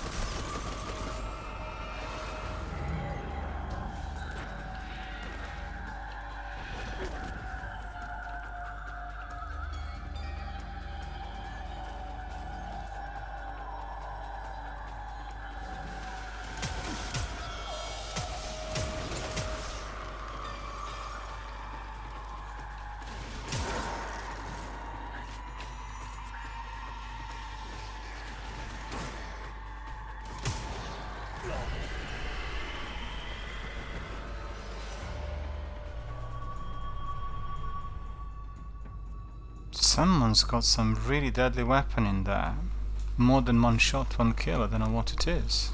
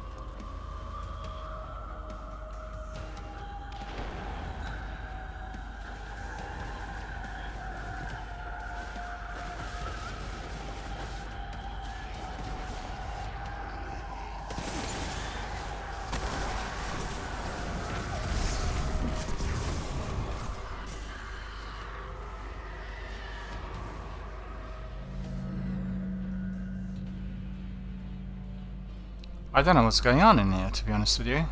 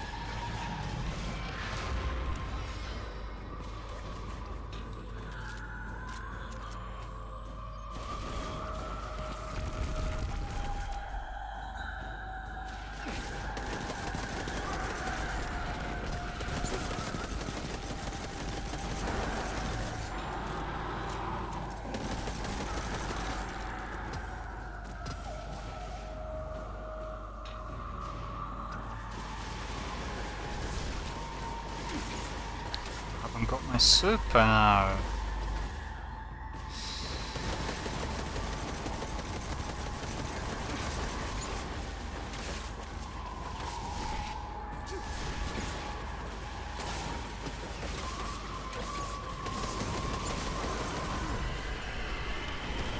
No, this is not working. This is not working, and I'm doing something seriously wrong because I just realized there's this death zone area lasting 35 seconds, so I need to be racing. I think that's what I need to do.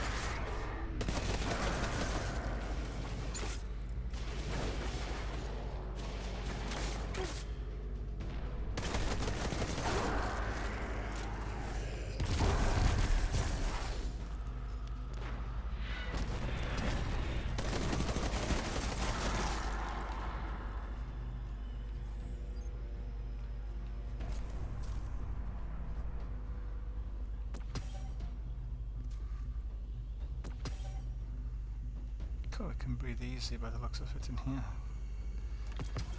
Destroyed all the enemies. Then I gotta be really careful with the last bit.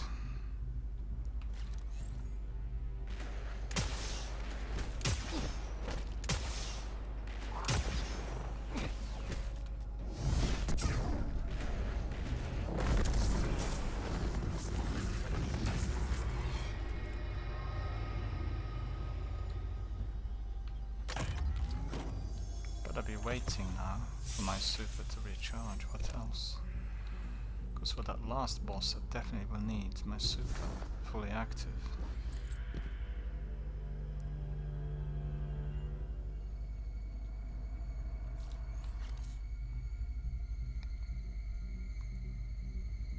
Don't see anything down there.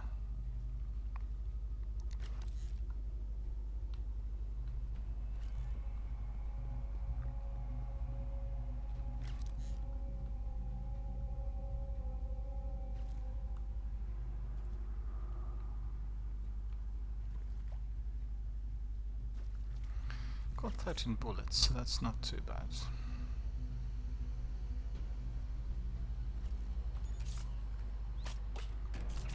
A lot of people wondered what the sniper was. It really is a very good sniper. One of the best in the game. Apostate. So you could see 38 enemies defeated so far by it. Masterwork, 10 range, targeting adjuster.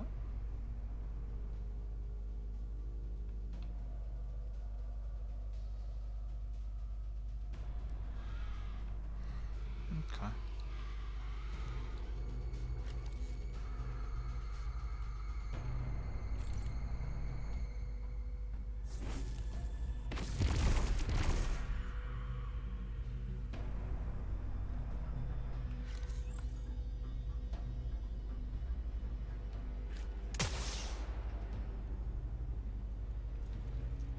Hiding in there, look at him.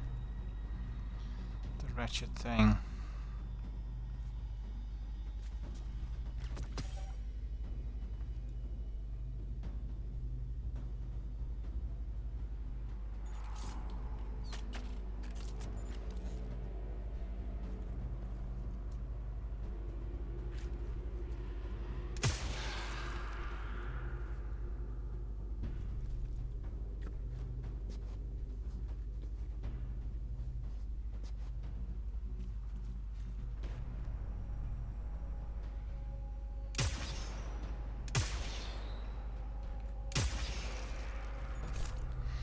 Wasted 2 bullets in there by the looks of it, but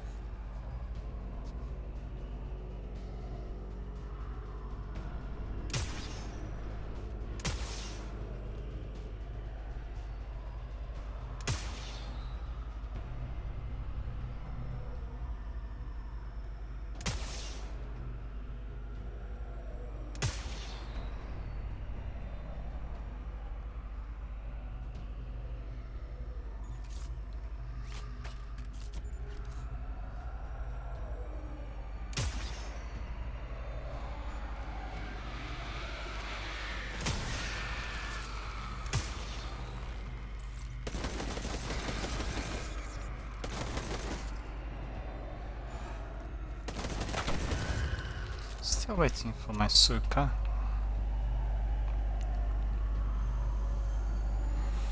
It's taking a long while, I've got to admit.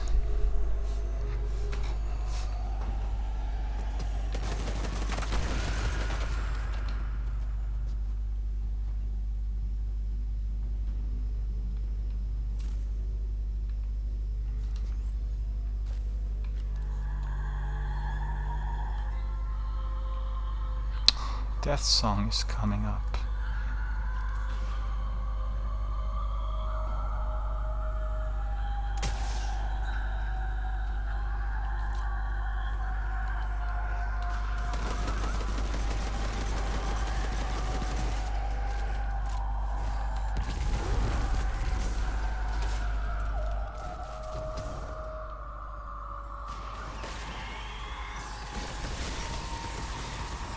Still no super. Come on.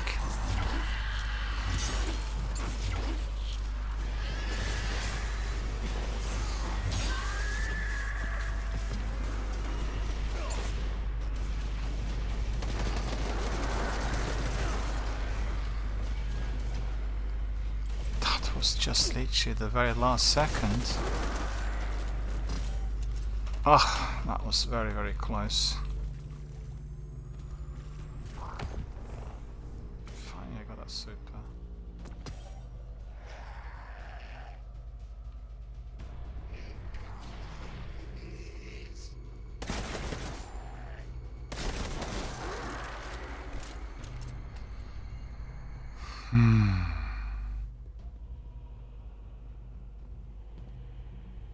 Well, they say it was going to be difficult, and it is turning out to be very difficult. So we are fair and square in assessing it.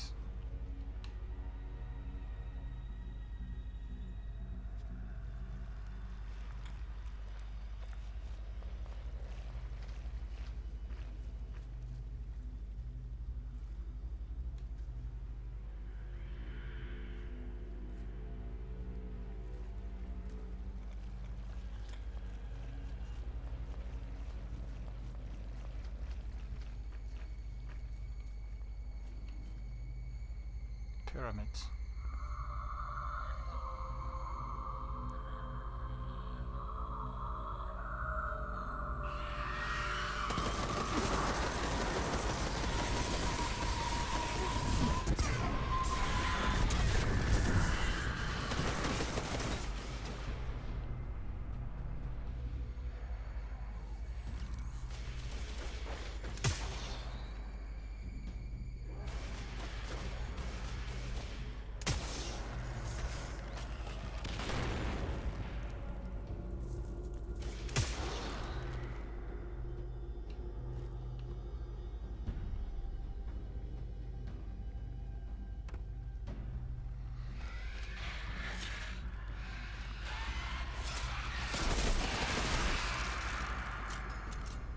Here, Guardian.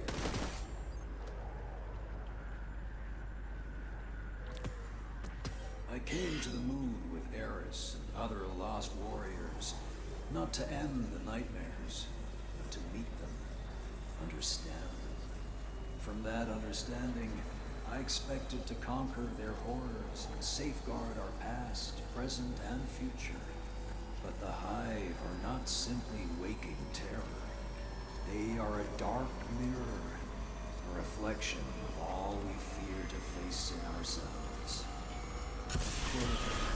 Orcs, worm gods, the ascendant plane. They are so much more than enemies of the unknowable.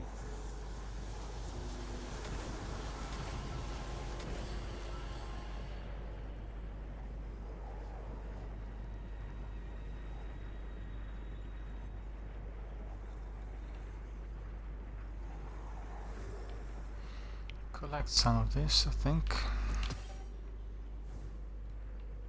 Definitely need some. Are your ammunition ears for us. bleeding yet? The last skull is just ahead. Slay the Death Singer.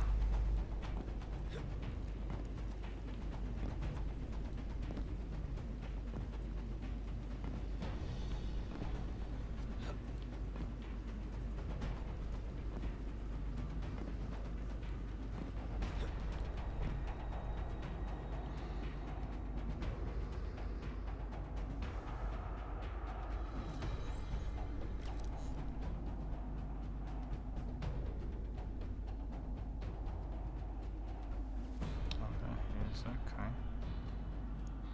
I better wait for my super, really, because otherwise I will be in a difficult position. So we'll just play cat and mouse for a minute, shall we? Don't want to play everything from the beginning. Or perhaps I wouldn't have to because I've come to the very end. But kind of looking forward to get my super back and eliminate the Death Singer. It's been a lengthy grind. My goodness, it's like what, 10 tier grind? And then we need to pick up his skull, bring it back to Eris, and hopefully that will complete our quest. So I have to ask for a bit of patience. Let's just wait until my super is fully charged.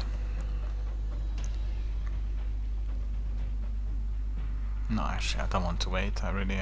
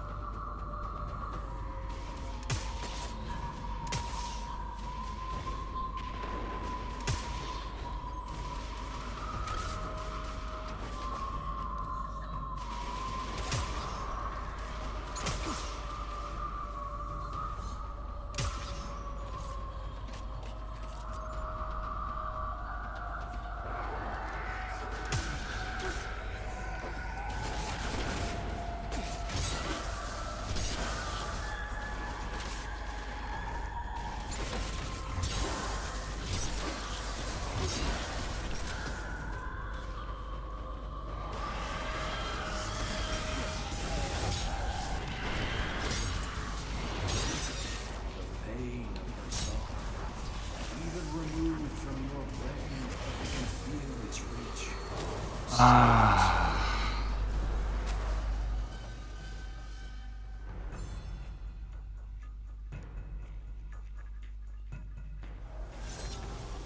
the song is ours, and death once more yours to command.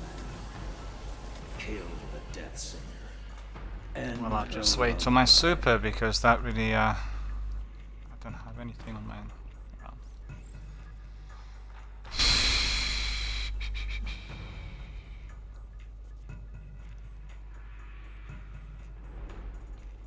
I just didn't have any more patience, really, to be sitting here and waiting, because it looked like a lengthy wait.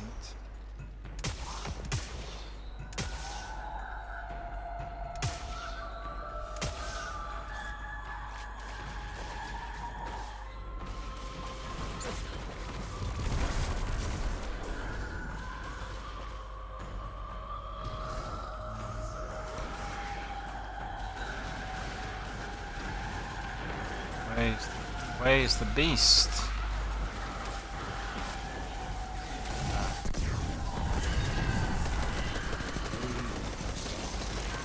Even removed from your plane, I can feel its reach. Silence her.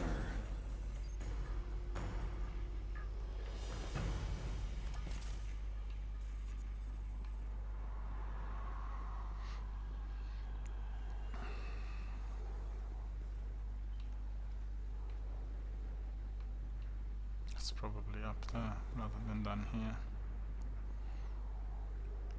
Yeah.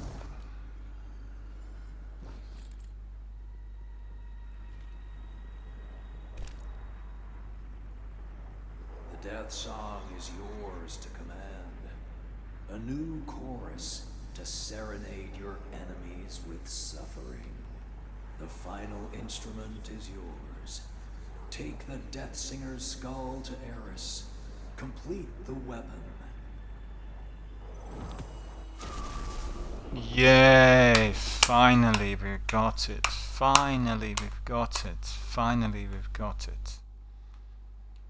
So thanks goodness for that. Right. So a death of nightmares. So what are we waiting for? Off to Eris immediately. Captain Jack's here. Hello sir, how are you doing? Well, you've come in at the very, very right moment, because I've just completed the quest after that insanely lengthy grind. And you know, I've been grinding it now for a long while, and it's been all completed. Picked up the skull, and now I'm off to Eris, and hopefully I'll be getting everything that needs to be acquired. So very happy, but it certainly did. Is this like the lengthier grind here or not, do you think, in Shadowkeep, or are there any other ones? And Captain Jack saying yay, yeah, absolutely. What's the lengthiest grind you've done in Destiny 2? I'm actually curious. I thought the Essence of Insanity was fairly grindy, and this Death Singer was very grindy. So is there anything else that will take it like twice as much? Anything else in addition to this? I'm quite curious.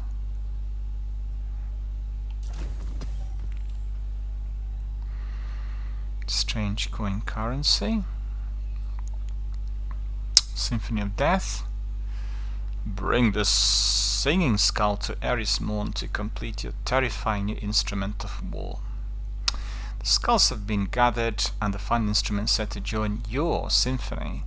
The eroded grooves upon the jaws, cheeks, and plates, providing the secret frequencies of the hallowed death song. Its mysteries are now ours to bind and enslave. Its power is now yours to inflict at will. You acquire and conductor you are as ever. Death. Toland is shattered. Looks like I'm becoming the death itself, right? Getting Not Forgotten was the lengthiest grind, but that's earlier in the game, isn't it? That wasn't really part of Shadowkeep. It was part of the Year 2 activity. Correct me if I'm mistaken. I don't think I acquired it as yet. I've got it on one of my quests, I think. I need to look it up.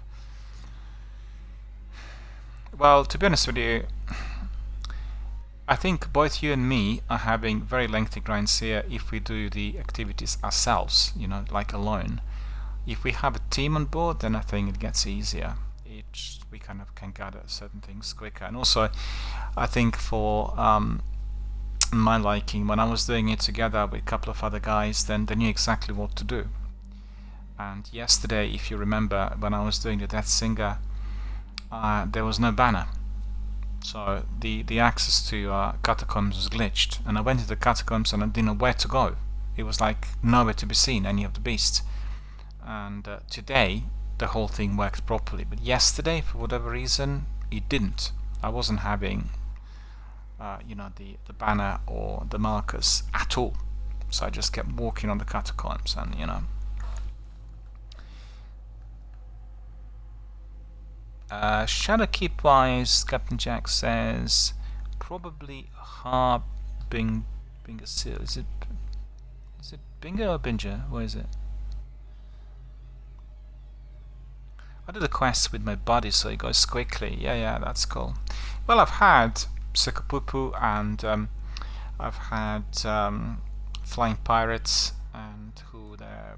We had Jesse. We had kind of half dozen to dozen people who were popping in, you know, like on a regular basis, and I've done lots of activities with them, particularly during the year 2. But since I've come back with Destiny, because I'm on Xbox, then these guys are not really popping in because it's on a different console. Most people want to pop in and, you know, do the activity together. And I kind of look forward to cross-platform with Destiny. So we'll have everyone, you know, coming in from... I mean, obviously, for the Crucible, this is going to be a major problem because anyone on a PC will rock. But I think purely in terms of PvE activity and doing the quests and the social, it will really... enhance the participation overall. And don't forget, they will have Destiny now almost as important as Halo for Xbox overall from the 10th of November. So I think its prominence on Game Pass will be very, very severe. We'll get lots of people, new people coming in to join, and most importantly, it will be one of those prime games on xCloud. You know, people can access it on any platform, and therefore we are likely to have many people coming in. It'll get very, very busy. I think a lot busier to what it is at the moment, and I quite like the idea. I really it's Binga. It's like Binga, right? I couldn't work out whether whether I misspelt it. You know what I mean? So I thought I misspelt it, and therefore I couldn't get it right. But I have some weird names in Destiny, and sometimes I'm wondering how to pronounce them. You know, it's really weird. But certainly I quite like the way they named bits of armor and some weapons. I really like Essence of Obscurity, you know, for instance, or Memory of Veltalo. It's sort of halfway between mysterious and gothic, and that's quite good, because definitely the Shadowkeep as expansion is very gothic, you know, like a bit eerie, a bit atmospheric. And I gotta say that the new remastered or next gen version, which we are currently entertaining on the Game Pass, is fantastic. The sound's much superior to the past, and when I'm playing these catacombs, it's incredibly scary. I think for people who are not used to it, you know, particularly play it on a light volume. I turn it down because of my stream, but otherwise, when you're doing it on a, you know, your own setup, and I think if I left my, I have a top-notch Sony Bravia sound system that came together with this new TV, and the sound's incredible with subwoofer, you know. So when you have all of those thumps and pelts, then it is extremely loud. It's a bit like an earthquake.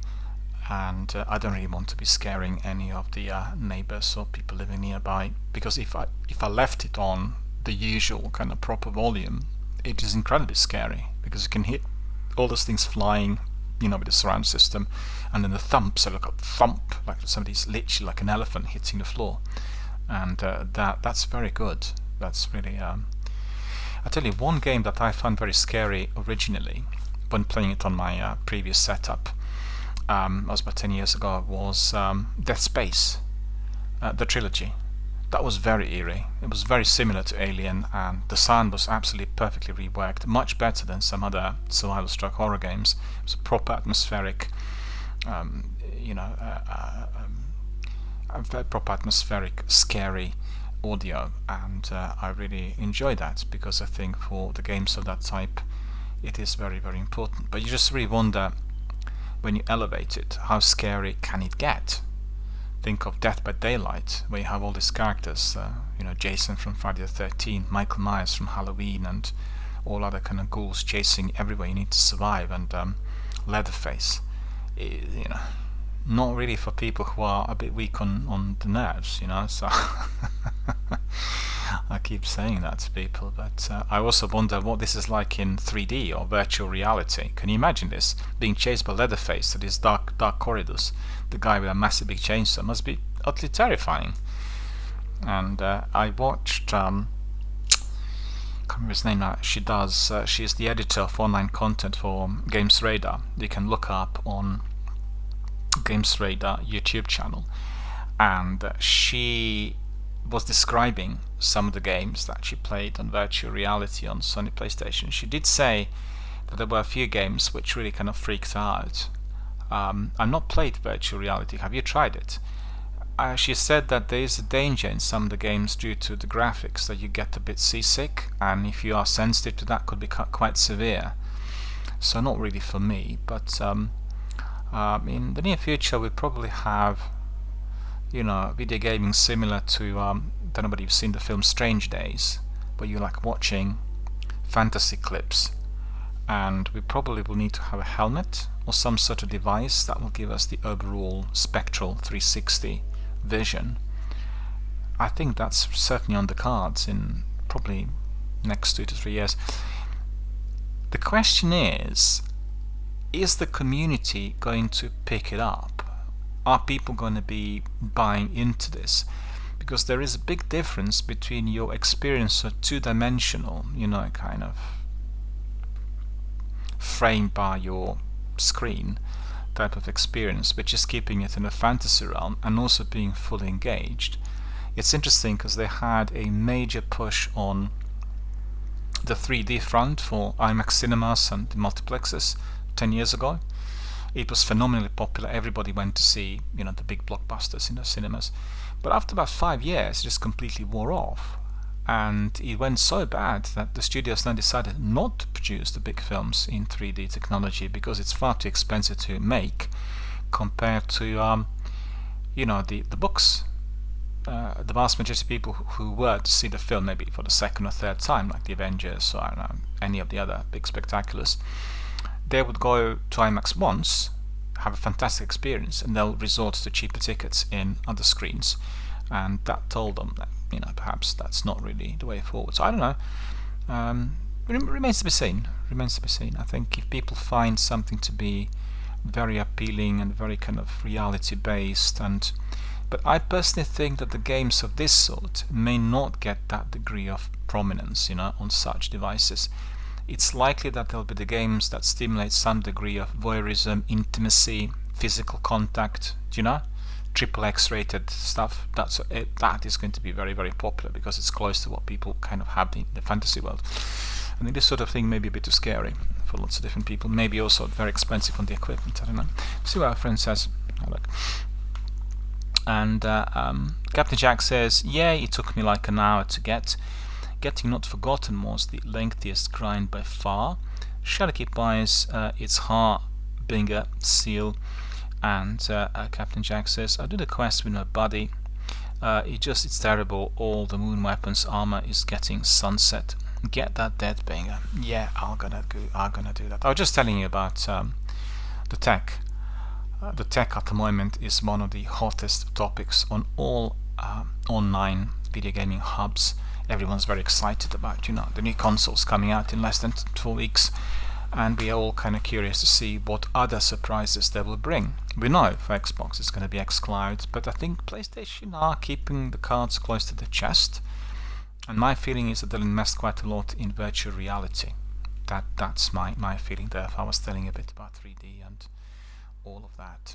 So we need to complete Our quest, DRBMiller, is to come our way. So let's go to Eris. There we are. So you could see Symphony of Death is fully completed. I should be now very, very lethal, very deadly for the enemies. Had a funny day today, sir. You know, so I couldn't really fall asleep last night because I watched football last night and then I didn't go for my usual lengthy walk. I do walk, which is about 10k, so that's about what, 6.5, 7 miles. I go to neighbouring town to get my dinner and then I walk back. And I've done that already since I think the beginning of June, so it's pushing it for about the 5th month running, because of the lockdown and I can't go swimming and all this. It's the first day yesterday in all these months that I've not done it, and believe you me, it really affected me incredibly because it's become like a part and parcel of my everyday routine. So I went to bed, couldn't sleep, I was like too awake, I was overly energized, you know. So tonight I'm not going to make the same mistake. And even yesterday after that football I could have just simply gone and walked, but you know, with my Bravia and then with terrible weather outside I was just watching some films. There we are, completing our DRBMiller and the leader of our band. quest. There's Eris. We are ready. The deadly chorus of the Death Singer's call has been stolen and bound to your growing arsenal. Once more, you have proven yourself worthy to stand against the night. Let the death song protect you as it rends those who once cheered its wicked power. A death of nightmares. It is possible you've done a terrible thing in caging such power. But terrible things have forced your hand. Unleash your fury across the system until all who consider themselves the fever dreams of our eternal torment understand. You, when pushed, are the only nightmare worth fearing. You have crafted a weapon of corruption and doom, powered by the stolen might of the Hive's wicked song. Unleash its fury upon your enemies. Become death. Well, that's really quite cool. Become death. And then I look at it and it says I have no space. So let me see. What is it on my primary, is it? Oh, look at this.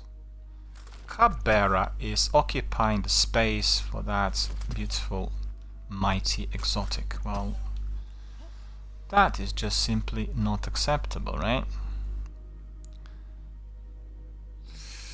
Unleash its fury upon your enemies. Become death.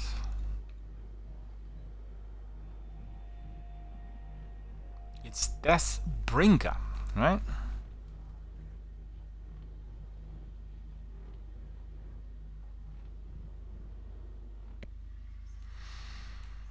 DRBMiller rather than DRBMiller. I got it, it was DRBMiller. So how can it be? It's DRBMiller. Oh, it's just my brain, you know, sometimes it's a bit shriveled. But mind you, I soak up a lot of information every single day on the cinema and gaming front, specifically during the last 6 years. So my hard drive, i.e. my brain, gets sometimes a bit under pressure and I get sometimes things wrong, which is of concern when you are broadcasting live, you know, and people can be very picky on that sort of thing. I noticed that recently I had a bit of difficulty in remembering the names of some of the actors, the new actors, people that I've not come across frequently, you know, like on a second or third viewing. And that bothers me because it never used to be the case. I always remembered every single detail. And it's just simply an information overload, which I guess all of us are suffering from. And today we get so much information coming in from everywhere, and it's just the way it is. We're living in that kind of information overload, high-tech times.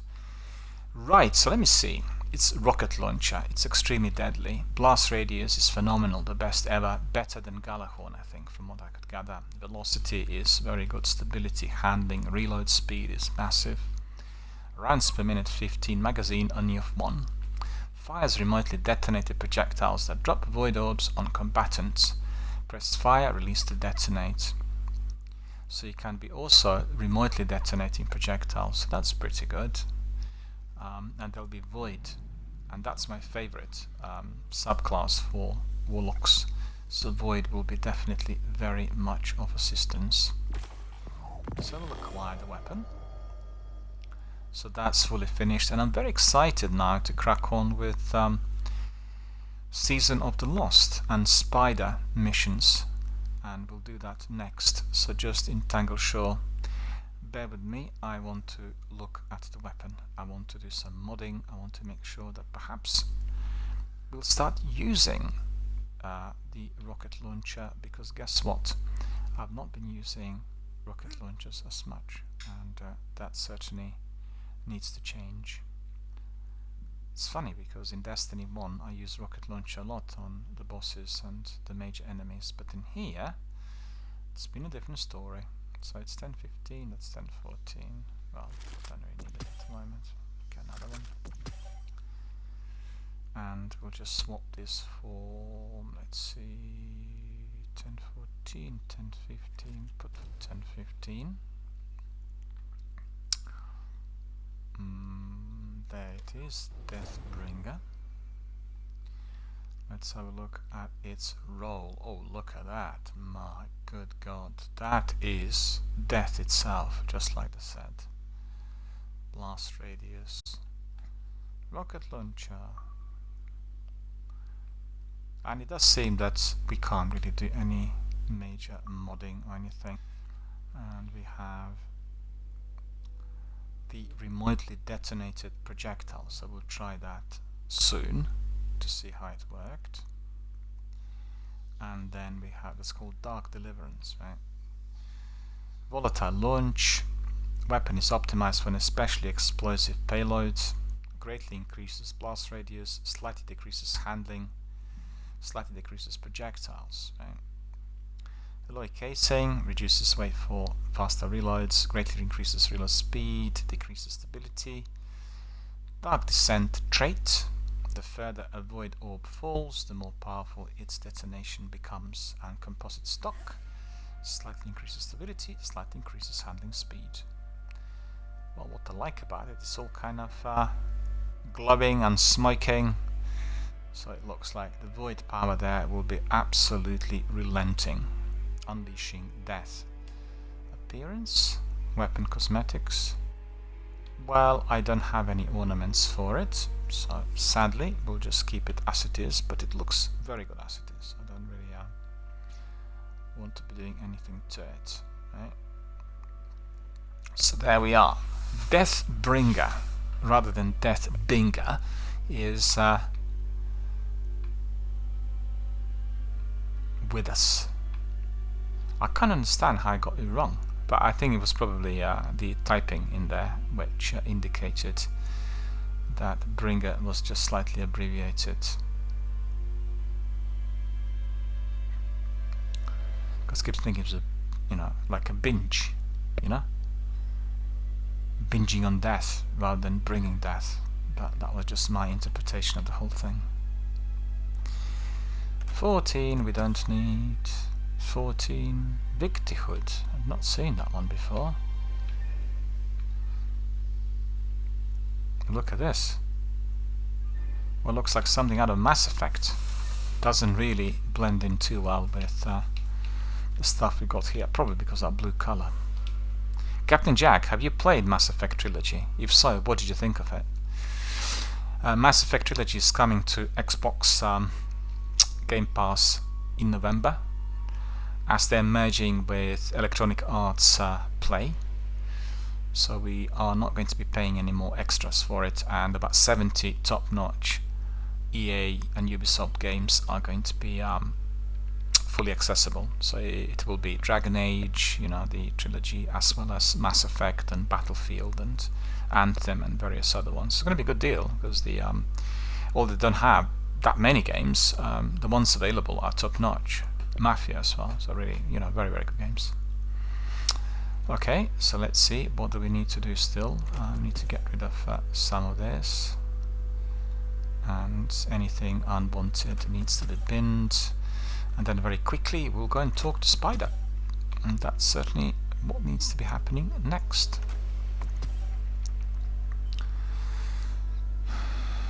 Glad to see that on the Game Pass we are not experiencing the glitch. You remember the glitch on the second year PlayStation version where I'd come to an area like where Spider needs to be, and then there was nobody in there. Everything was vacant, and took a long time to get that resolved. It was very annoying, got to admit.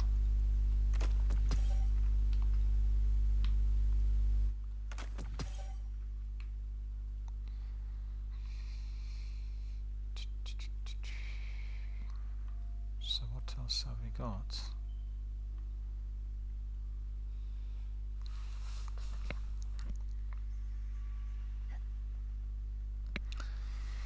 Captain Jack says, yeah, I played it, really enjoyed it, but Andromeda I didn't like.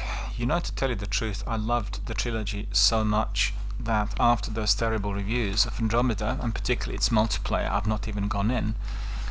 But I really should. I have the Ultimate Edition on PlayStation, and I've not even tried it. You know what the trouble is with the gaming of today, particularly with the online services as well, which are downloadable. It's the disk space. And today there was a discussion on one of the forums through I think it was Eurogamer.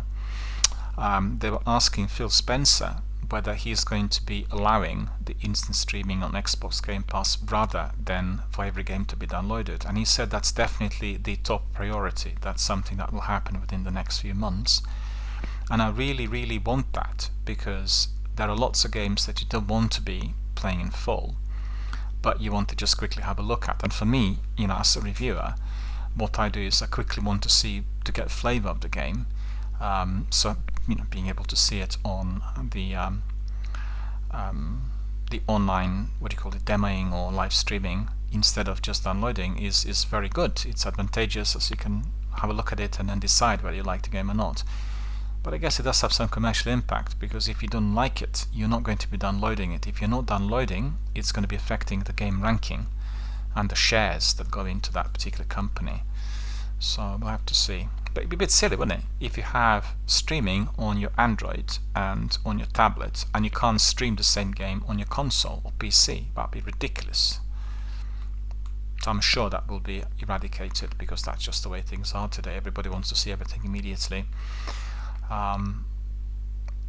But having enough space is a problem. I have about 100 games, I think, now installed on my Xbox One, and still, you know, I would like to have some other heavyweights like Ghost Recon and Anthem and Warzone fully installed permanently, but they're occupying more than 500 gigs, just 3 games together, so that's an issue.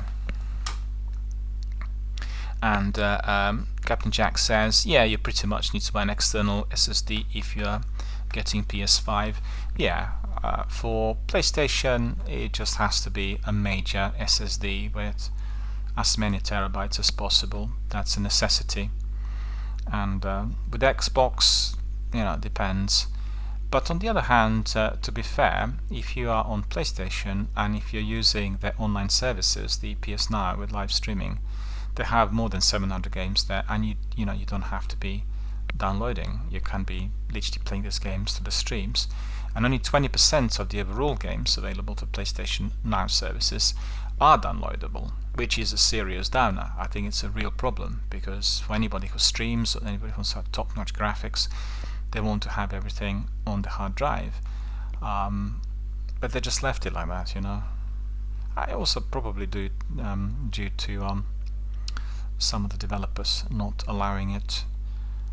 I'm not sure what the correct reason was, but I find the system to be less appealing. I use it every day, but I find it less appealing, and also it is inferior in quality compared to Xbox. I was astounded when we tested, you know, the industry in March, the xCloud, like literally the first alpha, and it was terrific. And when you look at the open beta that is offered today to everyone who is on the Ultimate, it's incredible. It looks fantastic on my Sony Xperia phone or my Samsung tablet. It's just really absolutely mind-boggling.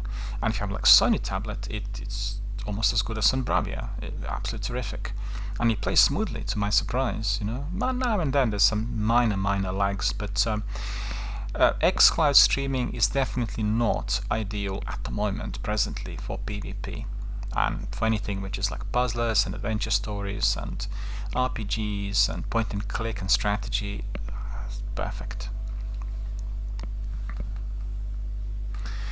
Well, I'm curious now, have you pre-ordered your PlayStation 5? Are you going to be getting it on, what is it, the 15th or the 17th of November, on the day? Or will you be waiting for a little while and then maybe saving up for Christmas or something? For myself, I've not really put in my orders yet. I'm very happy with my Xbox One and PlayStation 4, and they work phenomenally well on my new setup. I think PlayStation perhaps even better, because it is obviously Sony product, and they have on Bravia's special kind of section that really supports the console, so it's fantastic. And I watched the Sony proprietary Detroit Become Human with some supplementary material and some gameplay, and it's just fantastic. Overall, I find Xbox One to be superior with its processing power, but there is a tiny little notch, I think, in terms of the actual compatibility, because Sony Bravia TV, Sony PlayStation, do you know what I mean? And it just seems to be, they really should make it even more integrated. They have like PS app on Bravia straight away, and so it becomes really part and parcel of the same thing. And our friend says, no, they sold out too quickly for me. I got the money ready, but it isn't in stock anywhere. You probably can get it directly through Sony, or through one of their proprietary retailers, so it's a possibility. They're also offering on Xbox this credit arrangement. I don't know whether you've seen this. And the beta model, which is Project X, right? Xbox One X, Project X, will cost about $450. The other cheaper model that doesn't have the physical drive will cost about $225, I think, or is it $249? I don't really like the fact it's a miniature. It's like really tiny, a bit bigger than a mobile phone, so to speak. I just don't like the idea. I like the machinery that is a bit sizable, and the Project X is Series X, whatever they call it, is a bit bulkier. It looks a bit like the old desktop, albeit not as large. And I quite like the design and everything else about it. So I'll go for the X model, of course, and I can look forward to its release. But it's interesting they offered that credit scheme. You can simply order it and then have a credit check. You pay £30 a month, and £10 will be for the Ultimate subscription, and $20 will be for the console, which you're repaying. It is interest free, and you'll pay it over about anything 24-36 months, I think, something like that, depending on the arrangement. And Captain Jack says, presently you really can't, it's literally sold out. Oh well then. Well, it's no big deal really. The first batch will obviously be sold out immediately and on pre-orders, and you'll get it later. Are you a fan of Call of Duty series? Because if you are, you can play the new Cold War. That's Call of Duty Black Ops, new game. Open beta starts tomorrow for 3 days on PlayStation, and PlayStation has both priority and advantage compared to Xbox. I think Xbox is going to be only next weekend, so I'll download it tonight and I'll crack on tomorrow. I really love the alpha. I played it a couple of weeks ago, Alpha was offering us 3 maps, and it's very, very well done, you know. 3 maps which really are differently, how to put it, they provide a different type of environment, from a very wide map to a deathmatch and then the one in the middle.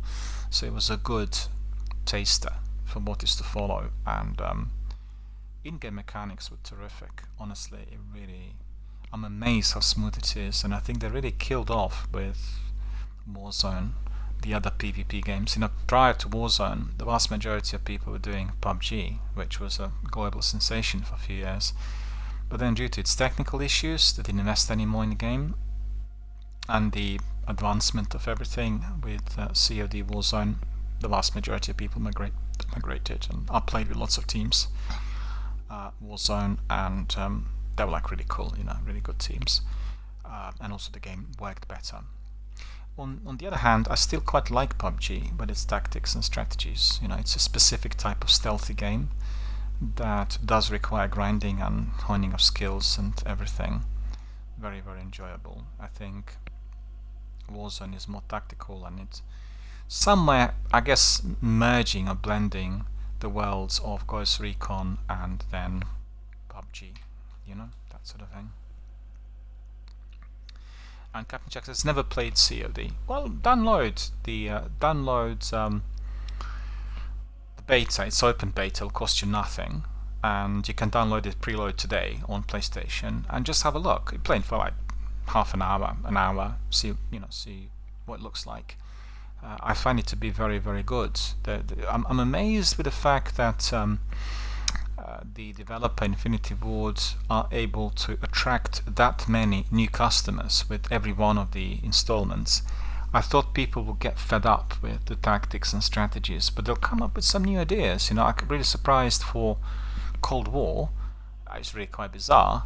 You will have the regular story of the old Cold War, but then suddenly the other day they launched a promo for, I'm not sure whether it's a part of the campaign or whether it's going to be a DLC, some sort of zombie infestation, which is similar to State of Decay or Resident Evil, but that's blending in with Soviet experiments with radioactivity, nuclear weapons, and you know, everything going south, and therefore they got some underground bunkers where they have lots of zombies. And so quite interesting how they kind of merged 2 or 3 genres together: spy thriller with kind of a war game with tactical shooter and zombie infestation, survival stroke horror. So definitely interesting, and it looked very creepy. I watched trailers, and honestly, it is very scary. It's very similar to Dead Space, you know, catacombs with lots of deadly enemies, deadly zombies coming in from everywhere. You can barely see anything. So you got to rely on, I guess, partly visuals, greatly the sound, and that's one of those things in some of the games. And all in all, looked very good. If you're a fan of Robert Redford, the main character looks like Robert Redford in his kind of middle age, and it's quite interesting that they've chosen him. They must have modelled him on that film Spy Game, you know, where he's with Brad Pitt, Tony Scott's film from 2009, 2008, where he plays that CIA officer who does weird things.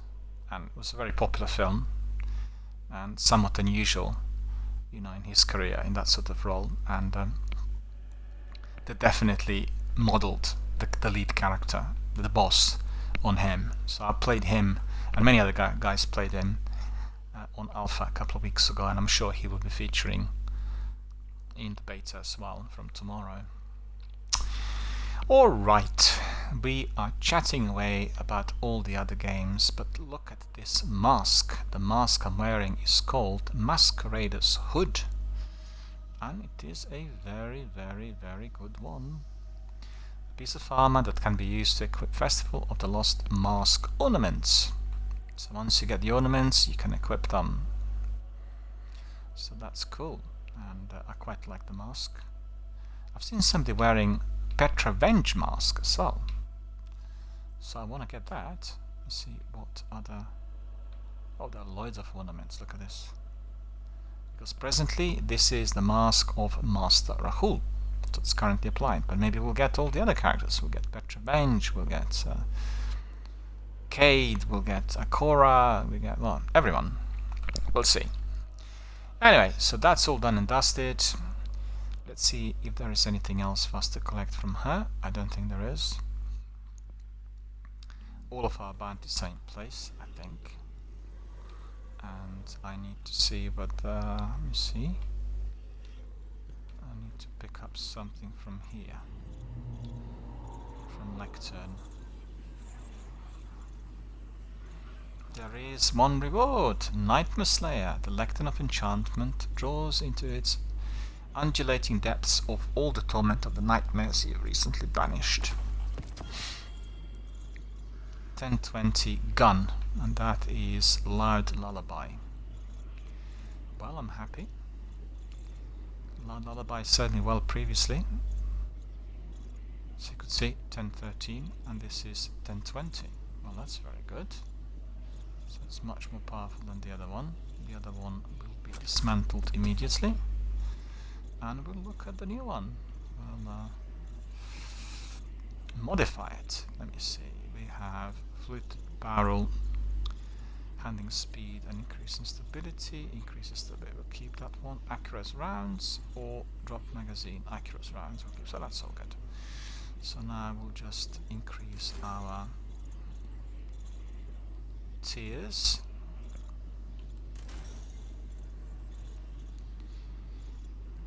I'm actually curious about something, Captain Jack. You know, when you are leveling up here your tiers, is this weapon going to be really very significantly more powerful when you get to the level 10, i.e. Masterwork, or is it just insignificant? I'm asking because this enhancement cores are really quite hard to get, and equally, is the armor going to be very, very powerful once you get the energy up to 10? Because it does feel grindy, you know, it feels grindy to be upping it, and you need to get all the enhancement cores for every one of these, and there's so many bits of armor and weapons. So it seems like a never-ending quest, which is always running alongside. So I'm quite curious. Did you spot the major difference? Are these weapons so much more powerful and, you know, more enabled to tackle bosses and do all sorts, or was it just insignificant? Or is it just like minor? Someone told me the other day that the mod which is called Targeting Adjuster, he said that Targeting Adjuster is very, very useful in the Crucible. He said it's a necessity for some of the Crucible weapons. Have you used Targeting Adjuster? I'm quite curious, because I was using it here in PvE and it seemed to be alright, but didn't really spot some sort of amazing differences, you know. Overload rounds, unstoppable hand cannon. Put unstoppable hand cannon.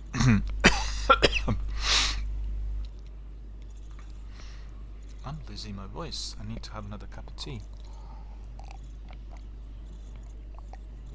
My dear friends, I just realized I did not even have a sync break. So bear with me, I just want to get myself a cup of tea. Be back in 1 second.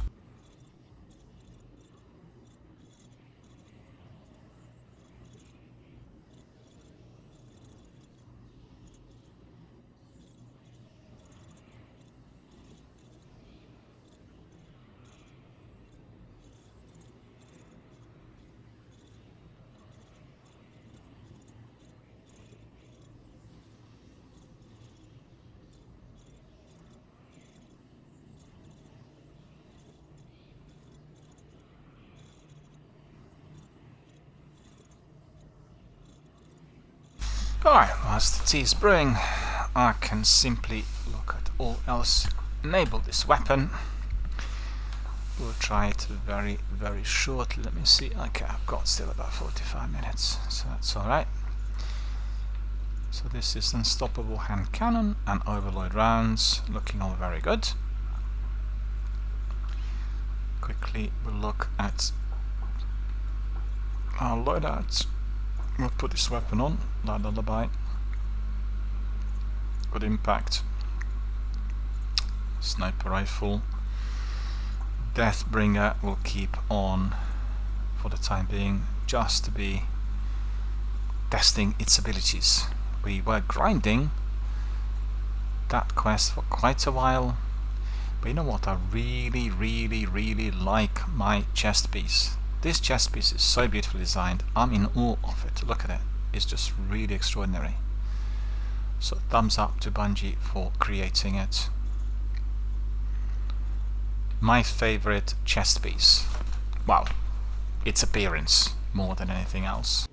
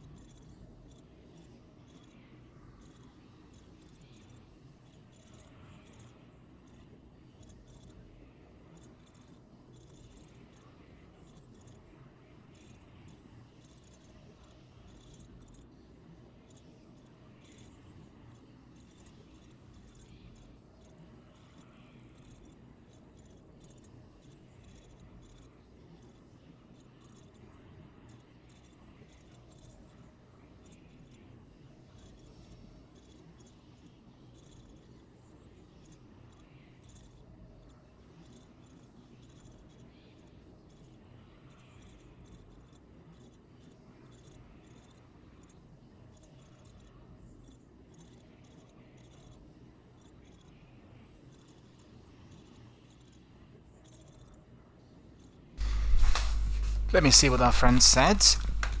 I'm just trying to do several things at once and I'm failing, which is the usual. Bear with me. Right, let's see. Our friend says, I would say the difference in armor is significantly larger since you can stack more enhanced mods, which are very powerful. For weapons, the difference from 1 to 10 is definitely noticeable, but the difference from, say, 7 to 8 is pretty minimal. Well, thank you very much for your feedback. I thought exactly the same. I thought the armor was having great enhancements with the number of mods available, and that's very good because I like customization, I like modding, and I have to say in the games like Ghost Recon or Call of Duty I really appreciated it because, you know, harder you work, better you will get really with some of the weapons if the mods are applied correctly. And obviously for the veterans, they will know exactly what weapon to use in what situation. It's different in Destiny compared to a tactical shooter, you know, but I like the idea. I like the idea, and it makes your hard work definitely worthwhile. You will enhance certain abilities, you can carry more ammunition, you know, there are all sorts of things in there. Like for instance, I like the mod which is breaking shields, and I've seen, for instance, with some of the armor I was wearing in Destiny, that breaking shields became easier with, for instance, snipers and some of the other weapons. So that was quite good, and appreciated it. Right, so I think I won't bother too much with the increment from, let's say, 7 to 10 on the weapons, because I'll lose a lot of enhancement cores, right? Maybe once I'm topping up, you know, with or once I reach the top level, and the armor is definitely going to be the priority, so I'll have to be increasing my energy levels to 10. That's what I need to do for quite a few of these. But then on the other hand, it's tricky, isn't it? Because you are changing your armor. You don't keep your armor always the same. And then seems like yet another game in there, right? And Captain Jack says certain mods like ammunition scavengers, enhanced loaders and enhanced targeting are crucial for endgame activities. Really? Endgame activities, you mean in terms of the campaign, when you have to eliminate the big bosses? And well, I've noticed that with the Altars of Sorrow, some people had such mods that made it easy for them to eliminate the Gate Lord. The Gate Lord turns out to be the most difficult enemy when you're doing the 6th tier. And I've been also in a crew with other guys who didn't have these mods, and we were failing. You know, we weren't able to eliminate him. So like you said, that really is the key, and that's what Bungie did say prior to the Shadowkeep launch. They said for some activities you will need to get these mods. you will need to have the correct thing. Well, good idea, but I think probably it will make some people a bit cross, and they will not carry on with the activity. And do you find the mods that we are getting through seasonal artifacts to be of particular use? Do you find that these are extremely powerful compared to the others? Because I've been using them literally on everything, and I'm wondering whether they're as powerful as they appear to be, with color and with some of the descriptions. So that's the mods like this one that I'm looking at: enhanced and flinching rifle aim, or any other which is picked up through the artifact, the seasonal content mods. I find them generally useful, but I wonder whether they are really the mightiest ones. And Captain Jack says, I would say focus on masterworking your well-rolled non-sunset armor pieces, but ascendant shards are really hard and expensive to get. Yeah, it's the same trick, isn't it, like with enhancement cores. You need to really replay certain activities to get them, and yeah. Well, but they'll ensure replayability of the game. That's the thinking behind it, and I think it's a good idea. And I also think it's best served with a full team on board. And Captain Jack says, yeah, a bunch of the seasonal mods are really good. Well, I'm not doing too badly with seasonal mods. If you look at the artifacts, I did collect quite a few in the recent season. I have here almost half of them. So it's 1, 2, 3, 4, 5, 6, 7, 8, 9. That's 1, 2, 3, 4, 5, 6, 7, 8, 9, 10, 11. Okay, well, it's just about. It's 20 all in all. I got 9 out of 20. So I need to really strive towards more. And then I guess we still have what? Roughly 4 weeks left on the season. Yeah, the new season will crack on from the 10th of November. And Captain Jack says, one mod that is amazing is Oppressive Darkness, which is amazing for melting bosses. Oppressive Darkness, right? Oppressive Darkness.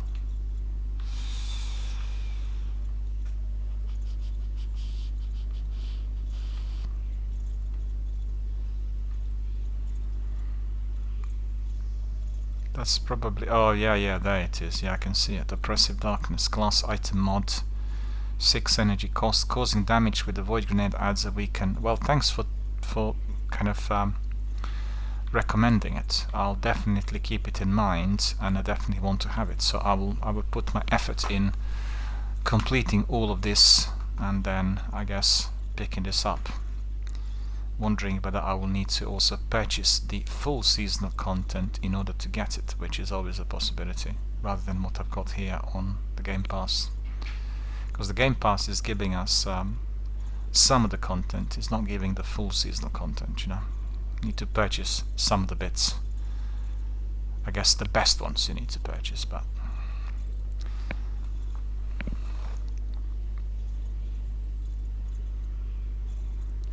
Captain Jack says Tony is going to let you pick 12. So what happens to the last line then? Because I got this Oppressive Darkness as the number 13. No, it's not true actually, I'm wrong. I get it. You need to pick 12 out of these. So once I've reached 12, I won't be able to pick up any more of these, right? I got 9 already, so it's 3 left. But how do I unlock these? What do I need to do in order to unlock that Oppressive Darkness? That's the question. I probably have to purchase the season, right? Because that might be just like specific and accessible to everyone who purchased the season. Because I've got all the content on the Game Pass, but I didn't purchase those seasons separately, and they did say that they will not make all of the seasonal content available, but I think maybe 50% is, and then 50% isn't. After you pick one more, you'll unlock the last column. I see. So principally it will be one more here when I get to 10, and then the last column will be unlocked. Well, that's quite good. Oh, I get it. I can see the levels are underneath 0147. Yeah.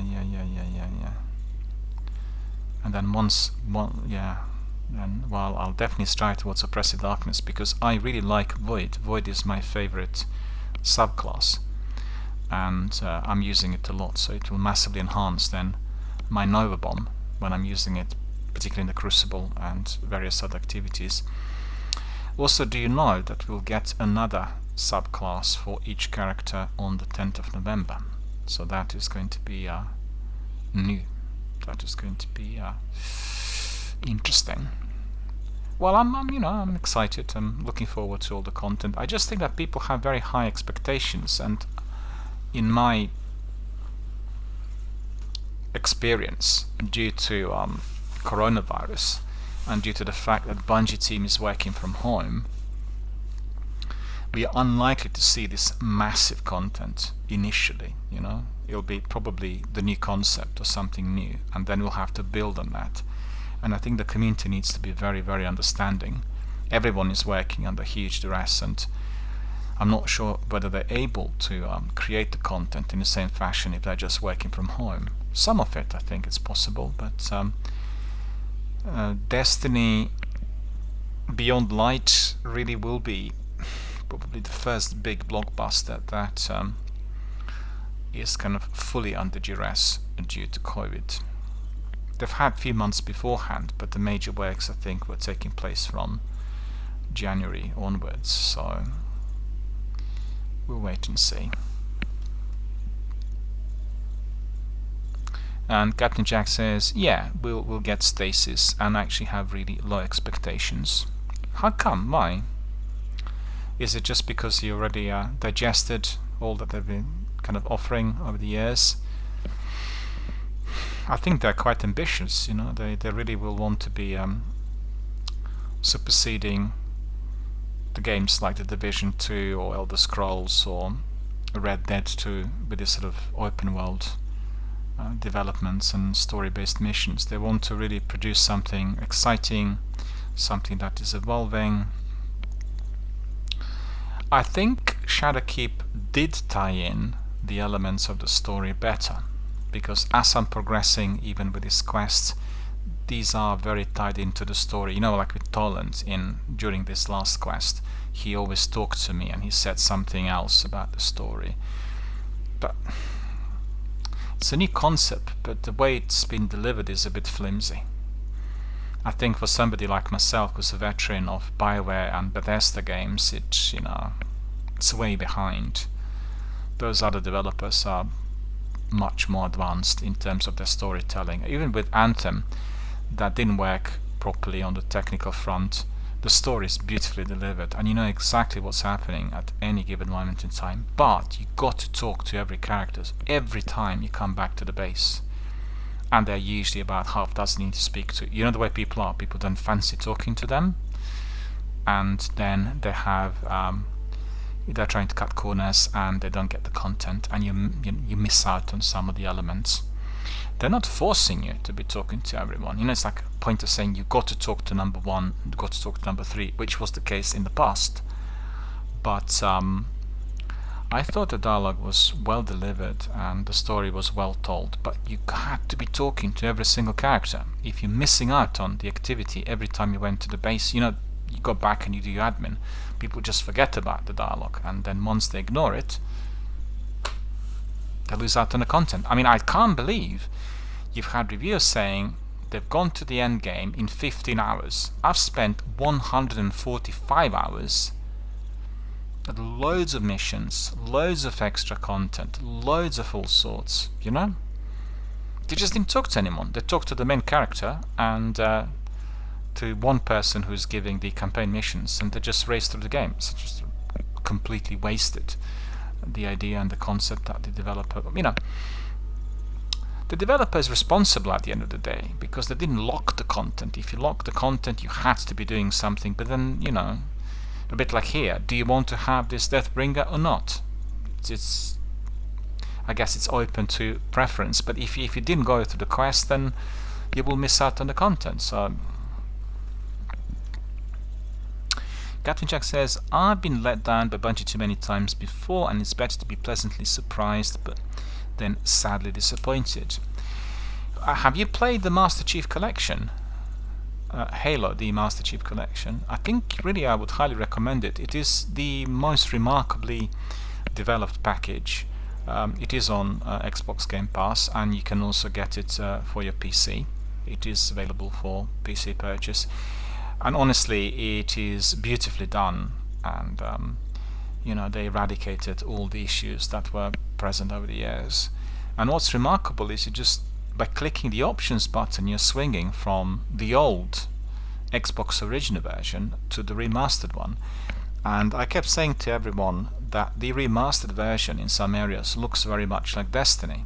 It does feel like that. You know, the graphics like what we have on the moon, very, very similar in some areas of Halo Combat Evolved, and it's a wonderful game really. But they never were really focused on the narrative. They wanted, you know, like with some of the musicals, they wanted the music to be the main thing, and then slotted in the story, which is sort of kind of hopping alongside. And 15 years ago this was okay, but I think today with the big games like Fallout and that, you know, they really have to up the game really. That's my feeling. On the other hand, this model is giving you all the options, but still, if you want longevity, you want people to play the game for 10 years, you will have to be giving extra content like what you have in Elder Scrolls Online. There's always these new bits of story and connecting the characters with some other activity or the past, and it makes people a bit more curious, you know. They will want to be grinding and finding out more, and but it's a different model. It's a different model. I personally felt that Halo could have had more of the story, in the same way I felt about the original Destiny. I found story to be flimsy, and we've done on my channel, I think 2 or 3 times, the linear storytelling. We went through all the missions to kind of get to know more, but ultimately we ended up with pretty much the same result, and that was the ghost telling us about all these things in a very dense fashion, all the names being mentioned, and you didn't have any visuals. You didn't have, obviously you had your own imagination, but it felt like a lot of information with lots of names and situations were crammed into monologues, and you know, you didn't have the visual experience of what actually was happening. So it did take me a long while to figure out who that Crota was, or why was Eris, you know, there, or what was the trouble with Cade, or you know, who was Tanix, and you know, all these kinds of bits and pieces. And even read a few things on the net to become more familiar, but it still came across as confusing. And I think for this kind of space opera, there is a need for things to be a bit more clear. You know, a bit sort of that they need to crystallize even more in the installments that'll be coming our way. You know, just to make sure that we really know what we are doing and who does what. But on the other hand, their bread and butter was looting and shooting. That, you know, it's a bit like I played Borderlands 3 recently, and I found the game to be fantastic. Really enjoyed it. Much advanced, and you know, 1, 2, and 3 that just went step up. But the strength of Borderlands 3 is in hilarious dialogues and hilarious characters and funny activities and mishaps. You can get killed in a funny way, and you can do funny things with your mates if you're doing it. I mean, it's just like part and parcel of the game. So it's beautifully done, and you know, I guess a lot to learn. Right, let me just do a bit of that activity with our friend Spider. And Captain Jack says, I have never played Halo. I'm surprised. I'm really surprised, because obviously you love Destiny, and you know, you played both games for many years, and a lot of people were doing Halo prior to Destiny, although as you know, they've gone to a different developer. No longer were Bungie the boss there.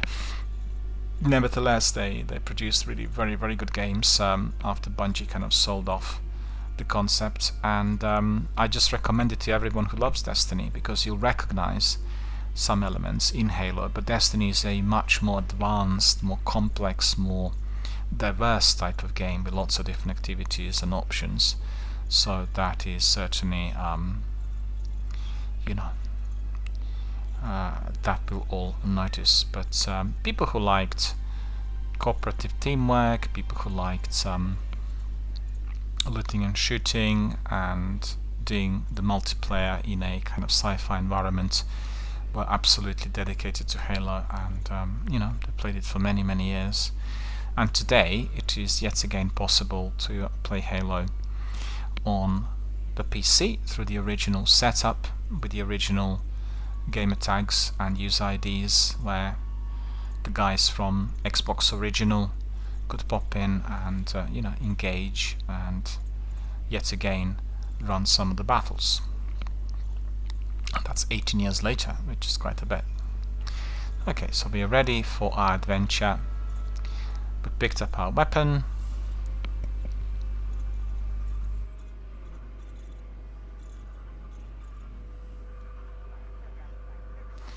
And I just want to see whether we have many enough bounties in there. Oh, these ones will expire. Why is that? Crisis, Ariana with a soothing voice.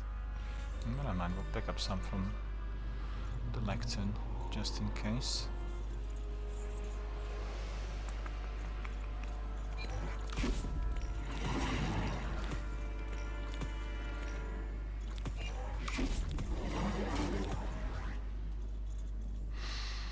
Alright, so the time has come for us to finally start with some activities in the festival of the Lost, or Season of the Lost as we know it. Let's just have a look a bit here.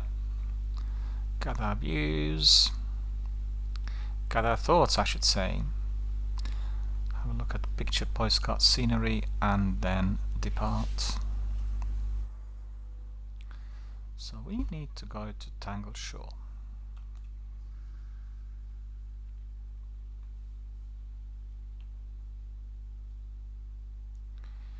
Just a minute, and that's Dreaming City. Okay.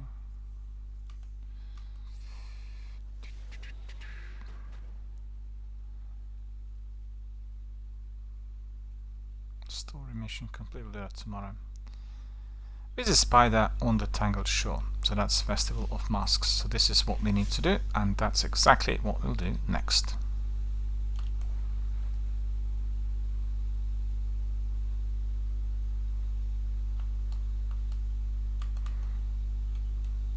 Time flies when you're having fun, and I really kind of kicked off with my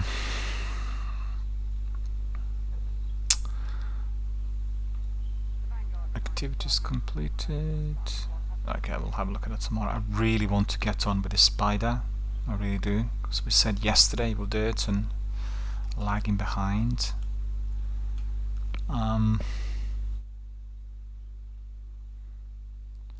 Tangled Shore it is. We need to go to Spider, and this is where he is. Spider is there. Thieves Landing. You know, I've not been here for a long while. I've gone there with flying pirates, our friend from Las Vegas, quite a few times. Was it earlier this year? I think it was. And then last year. But then we didn't do it anymore.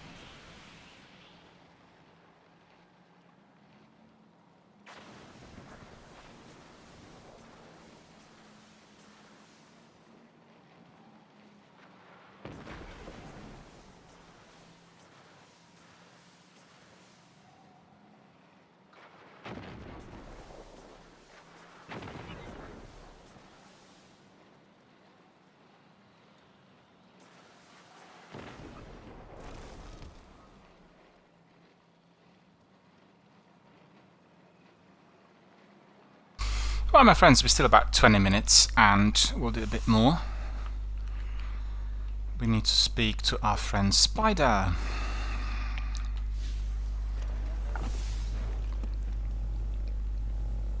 Festival of the Lost it is.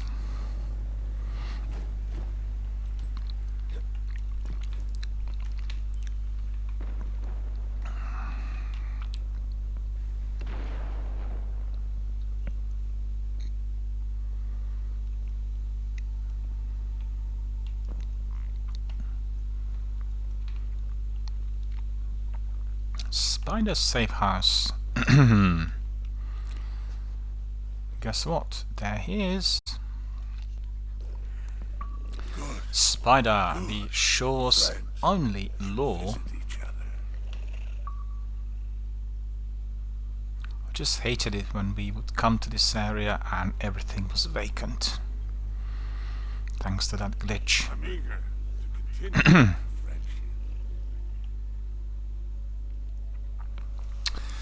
A smiling mask.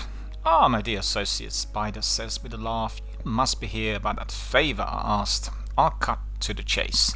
Some years ago, the House of Kings had a rather auspicious salvaging operation out in the rings of Saturn.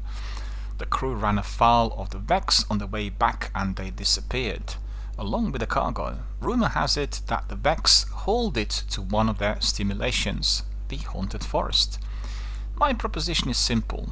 I give you the coordinates, you hunt down the caches, and we split the difference. Just one catch.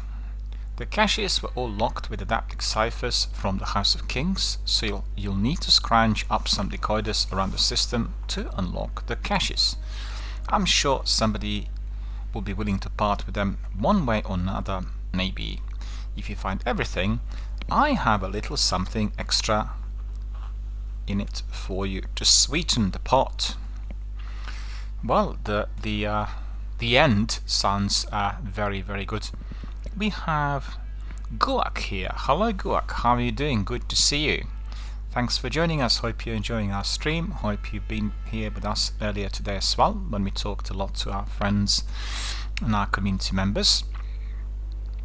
So smiling mask it is, and I like the idea. I'll have a little something extra in it for you to sweeten the pot. So we are accepting, and we'll have wanted bounties. Just a second. I need to see whether he's given us a quest.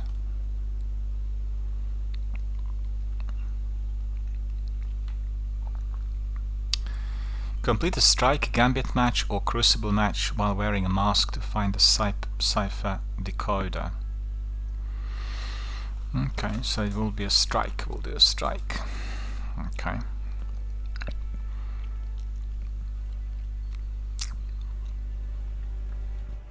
And we are wearing a mask. The mask is the Masquerader's Hood. Master Rahul mask. Okay, so fine, we'll do that. We'll do that straight away. And Prisoner Felders has been Sorik's cut. I don't have to look at these bounties. Sorik's cut. Patrols completed. Okay, I'll give that to Miss. Cool. Rejoice, my friend.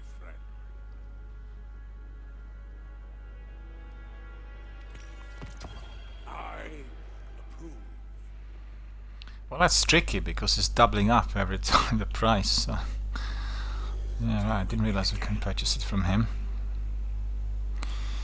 So a strike. Okay, we'll go and do a strike, and that's probably going to be the last activity for today. Guak is asking whether he can join. Unfortunately, the answer is not really. I will be ending my broadcast in 15 minutes, and I do not bring people in for shorter than 30 minutes, and I don't bring anyone in during the last 30 minutes of my broadcast. The reason for that is we want to have a continuity and you know, an activity that is enjoyable for everyone. Also, we want people to talk and then to make new friends through communication and interaction, because when somebody is involved in our activities here on any of the planets, then other people watch the activity on different platforms and they make contact through Instagram, Twitter, YouTube, Facebook, Twitch and all other platforms. So we always have some degree of continuity. I can't really bring people in for a shorter period of time than 30 minutes, and also I do not bring people towards the end of the broadcast because I work on strict timing, and therefore I can't really extend or anything else. We are in a live forum. It's not like a private match, really, doing it just for ourselves. So unfortunately I can't bring in today, but if you pop in tomorrow, perhaps earlier in the session, I start usually at 2 o'clock, and then we can obviously do lots of other activities together. We can do some activities that are part of this season, Festival of the Lost, and it'd be quite good to have somebody to do it together with. Because I have to say that since I've been streaming on Xbox and on Xbox Game Pass, all of our PlayStation veterans didn't really join me because they obviously don't have the console. So I was doing lots of these missions by myself, which meant there were a lengthy grinds that did take me a lot longer than usual. Okay, so I need to see where I need to go. We need to go to that strike. The strike is Broodhold. Okay, so Broodhold is the next strike here on Tangled Shore. And Gurk says, okay, that's fine. Well, thanks very much for your understanding. Just keep it in mind that for my future broadcasts, I unfortunately cannot bring anyone in if we are down to the last half hour, and that's to do with the timing. And also with some continuity, if you know what I mean. We want our activity online, when watched by people on different platforms, to be very interactive, to bring in new contacts, to bring in new chats. And what does happen is that people watch some of the activities through playback, and they'll be watching for the guy who was playing it live online, and then you might get a message, somebody inviting you to join the clan, because they've seen you previously doing it live on air, or they want to team up, for a raid, or they'll approach you through any other forum, or directly on Twitch, or directly through Xbox and PlayStation app, in order to set up a fire team or to do certain events. And it is a very, very good way of building a community and making new contacts and having new friends worldwide. So that's the idea, really. I believe that video gaming is all about communication and interaction, so it's about connecting and communicating, and that is what we are trying to do in here.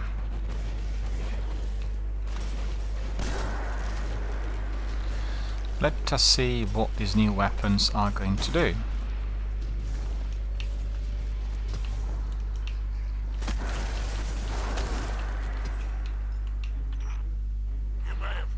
Oh, we have 3 people in here, so that's good. But his legacy lives on. Whispers on the wind suggest that he took a high brood queen as his consort. No, I'm not one to obstruct on matrimony. But elixir ingenuity paired to high ferocity? No, not on my doorstep. I'm sending you coordinates to the nest. Burn it to the ground. If you do that much, we can... I got killed in there so fast. That's annoying. I should have used the grenade and then...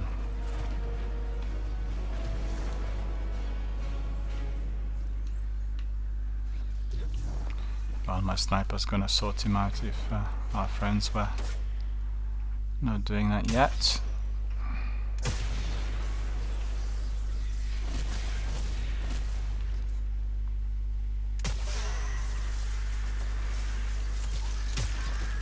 How can it be that he survived my second sniper round? It's very weird, isn't it?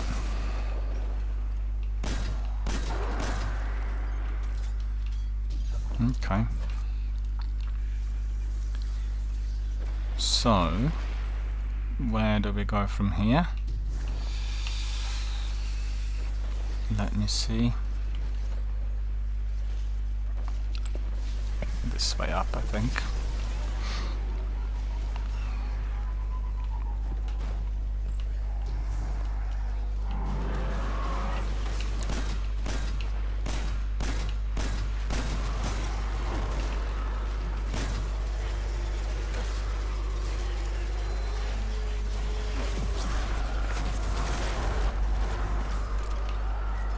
My new rocket launcher, Deathbringer, is doing the business beautifully. So, let me see.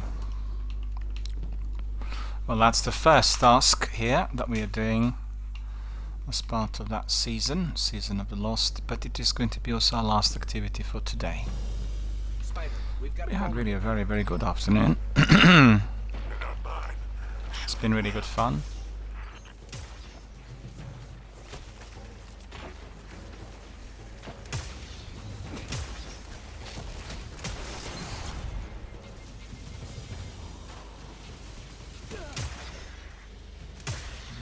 Friends are. I thought we had 3 people in there. I apologize for this and the nasty sneeze.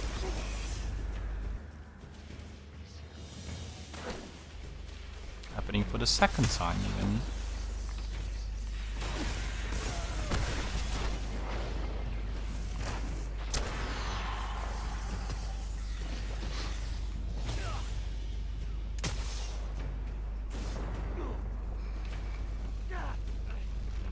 I'm burning.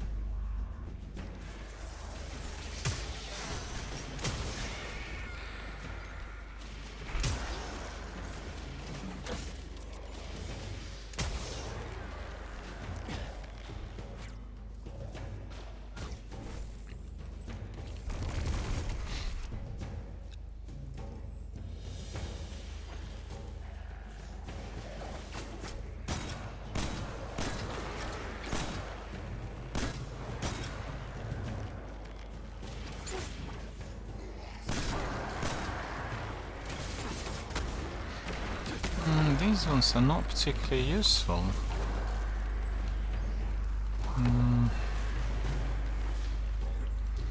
Yeah, my hand cannon is not really delivering.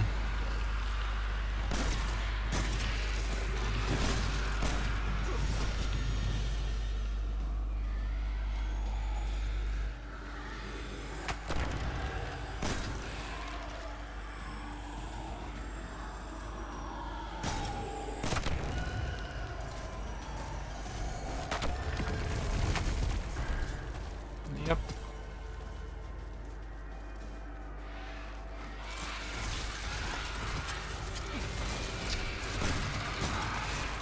I need my sword back on. Hang on.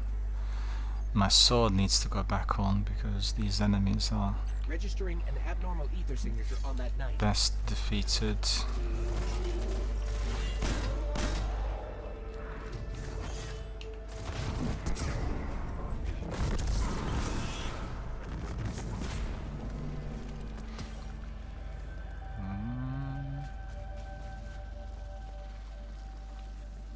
Ether cursed thrall are explosive.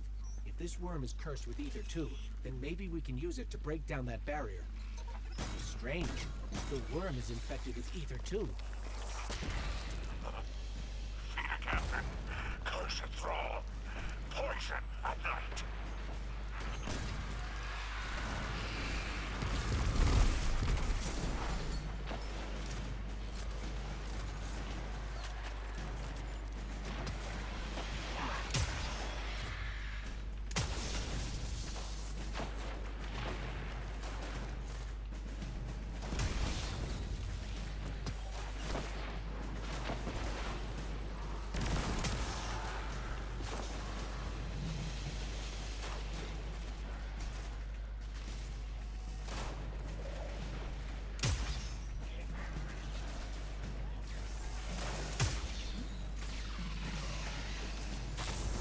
Oh, there he is. 2 of them even. Look at that. Hello?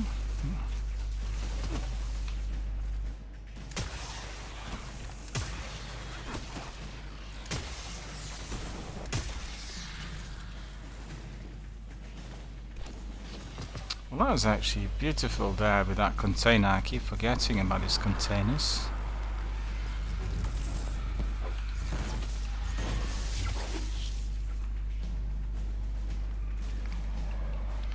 Okie dokie, that's all done and dusted.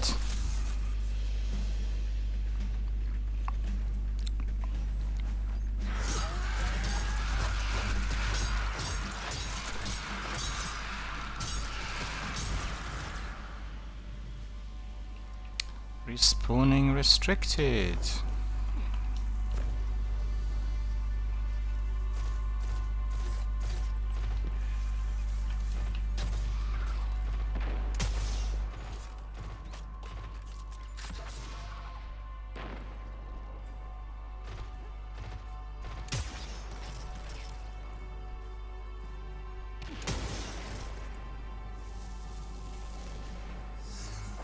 No, this other beast is there. Hang on. Him.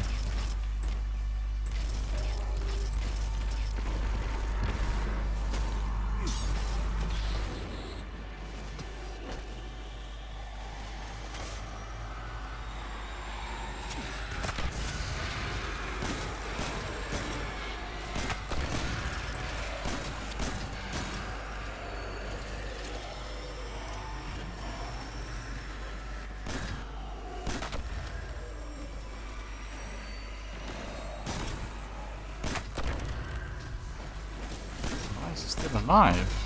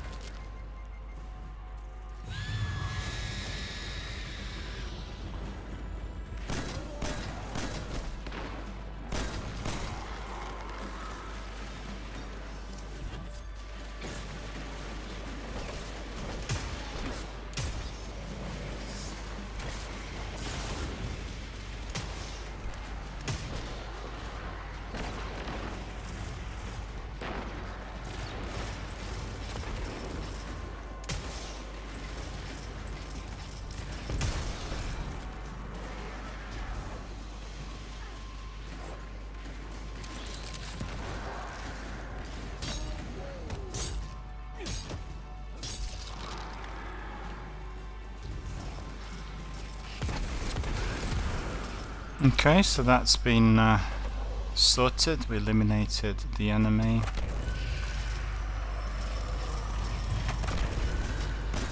And that was good. Well done, well done. You eliminated them.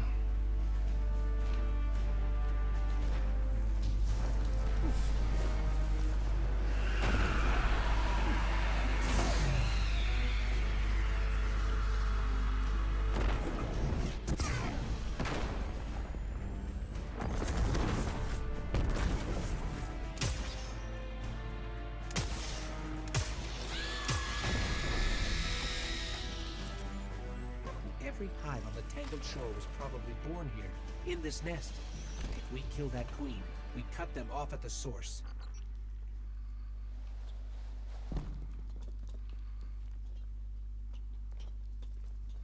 Can't see anything, you know, it's dead dark.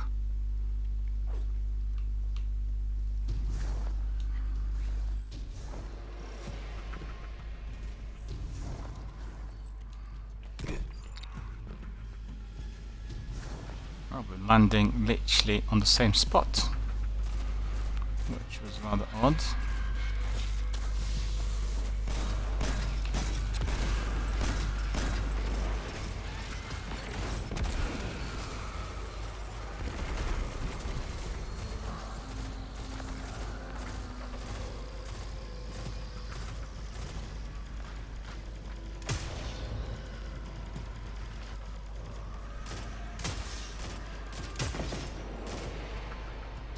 Shriekers are a real pain in here.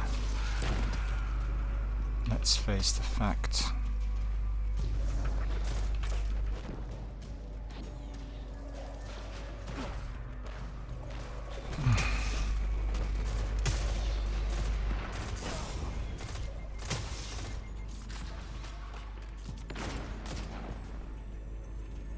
Oh, he's gone. Okay.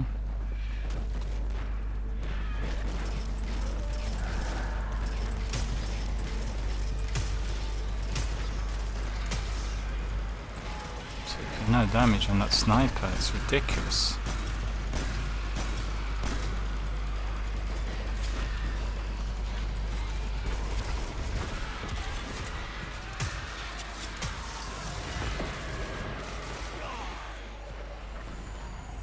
Don't know what killed me though.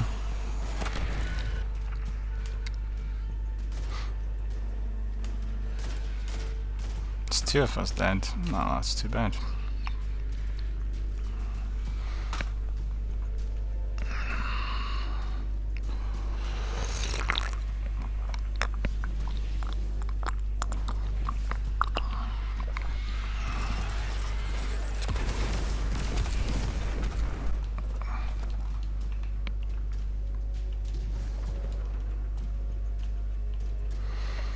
Razaband.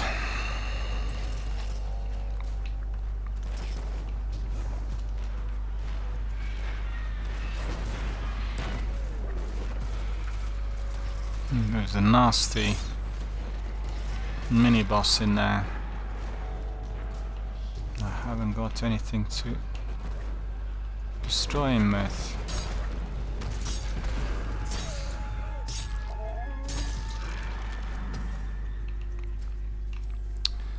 Eventually it worked.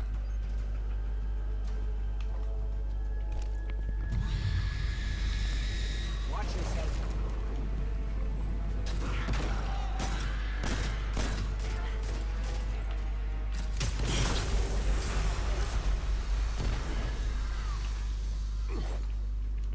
I haven't got anything that's effective there.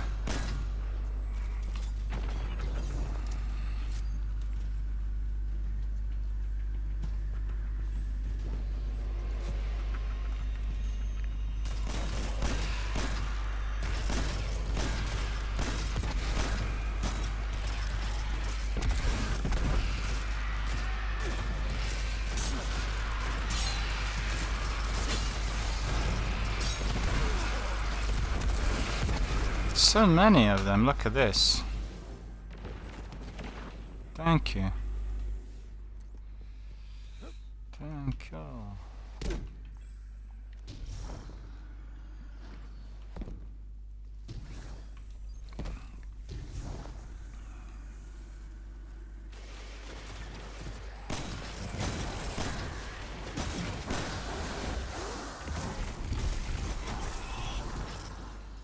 That was good. My grenade worked beautifully. Any more ammunition?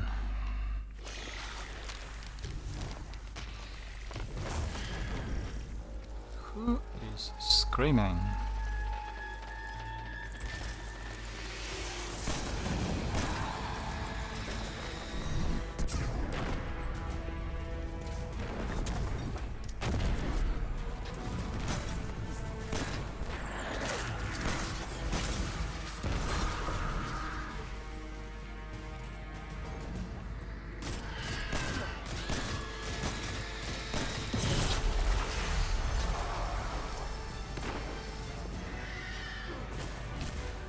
better off with my my weapon. Heavy. Come on, hurry up! Quick, quick, quick! Don't lag now! We don't want any lags.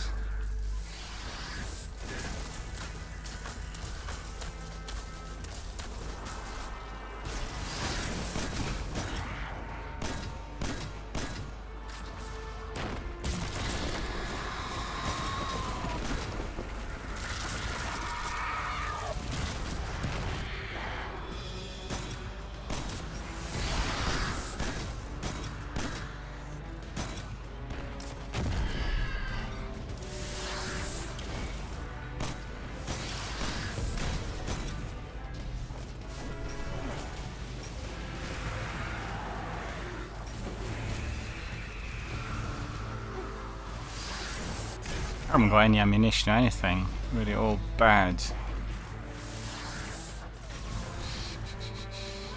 He's got that sword, he'll be able to eliminate.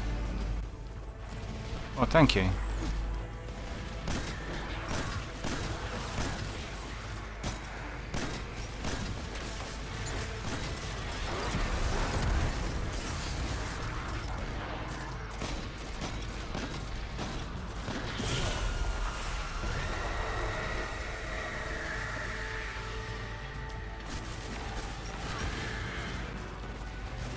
Thank you.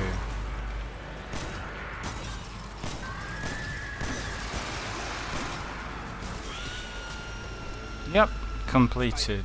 Cleared out the nest.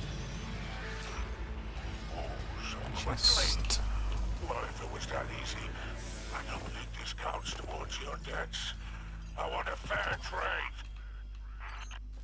That wasn't the we agreement. want to collect. Oh, there was no agreement. Little morsel. Just considerations. Mights and maybes.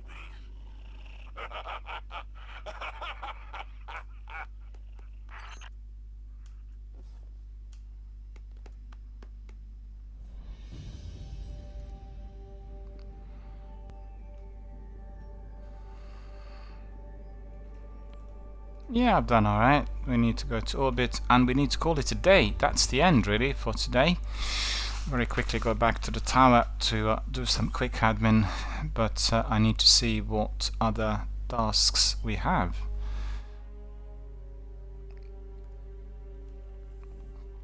And let us quickly see quests.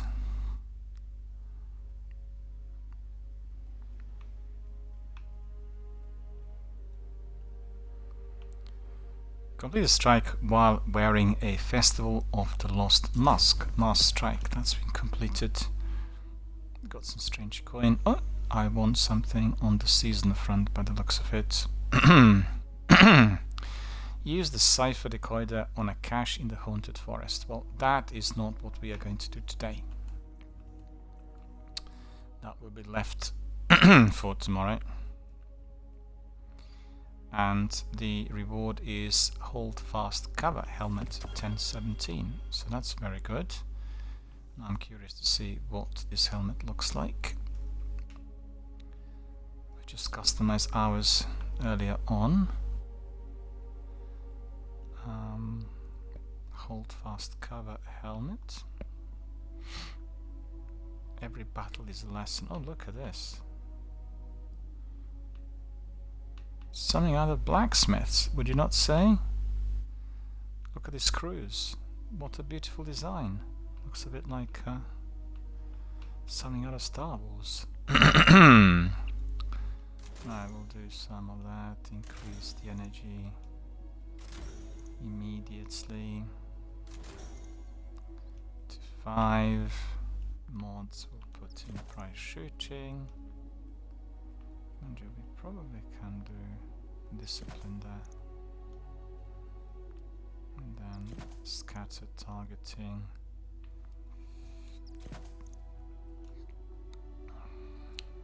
Right, so that's all sorted. And then very quickly let's see whether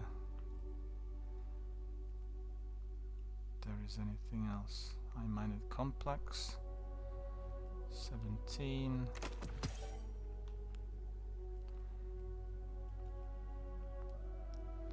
15, 17, 14, okay.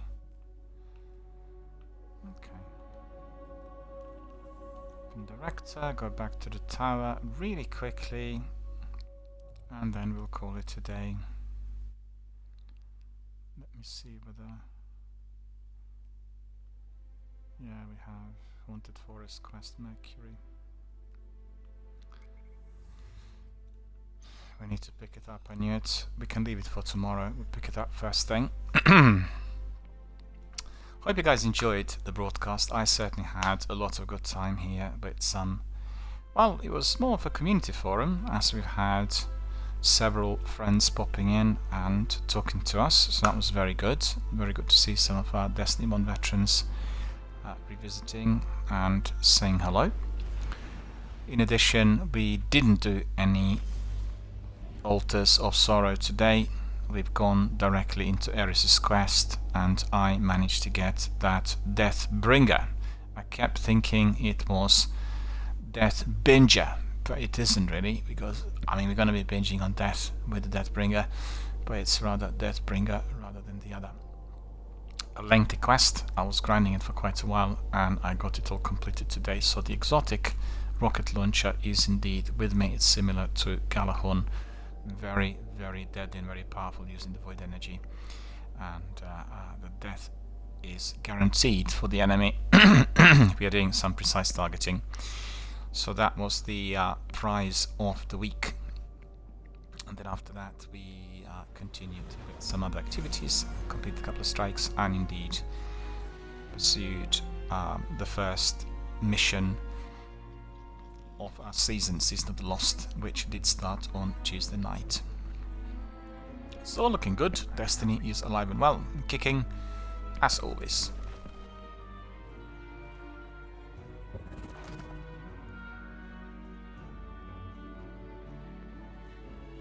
So we need to pick up this quest, Haunted Forest, from here, and we are not going to be doing this right now. We need to see what items we failed to pick up. I don't think there will be that many.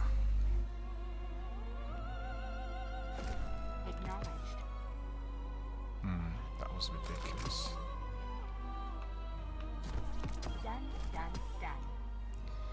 I should have just deleted it. We didn't really want this weapon coming in. It's a blue weapon, which is of no use. 10, 15.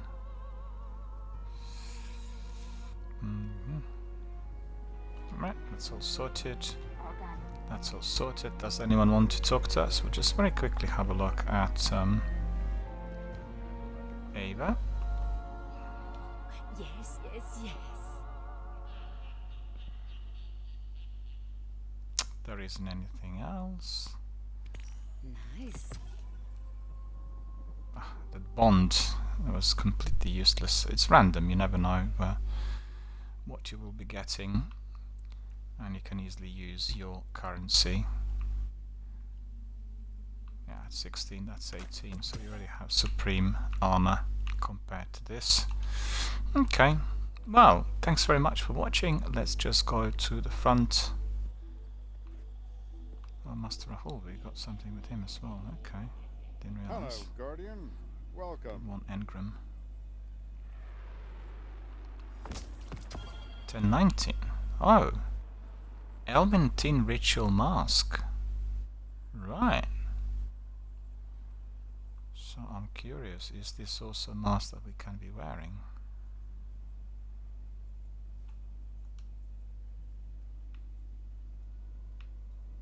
Imentin rather than Elmin. I thought it was Elmin.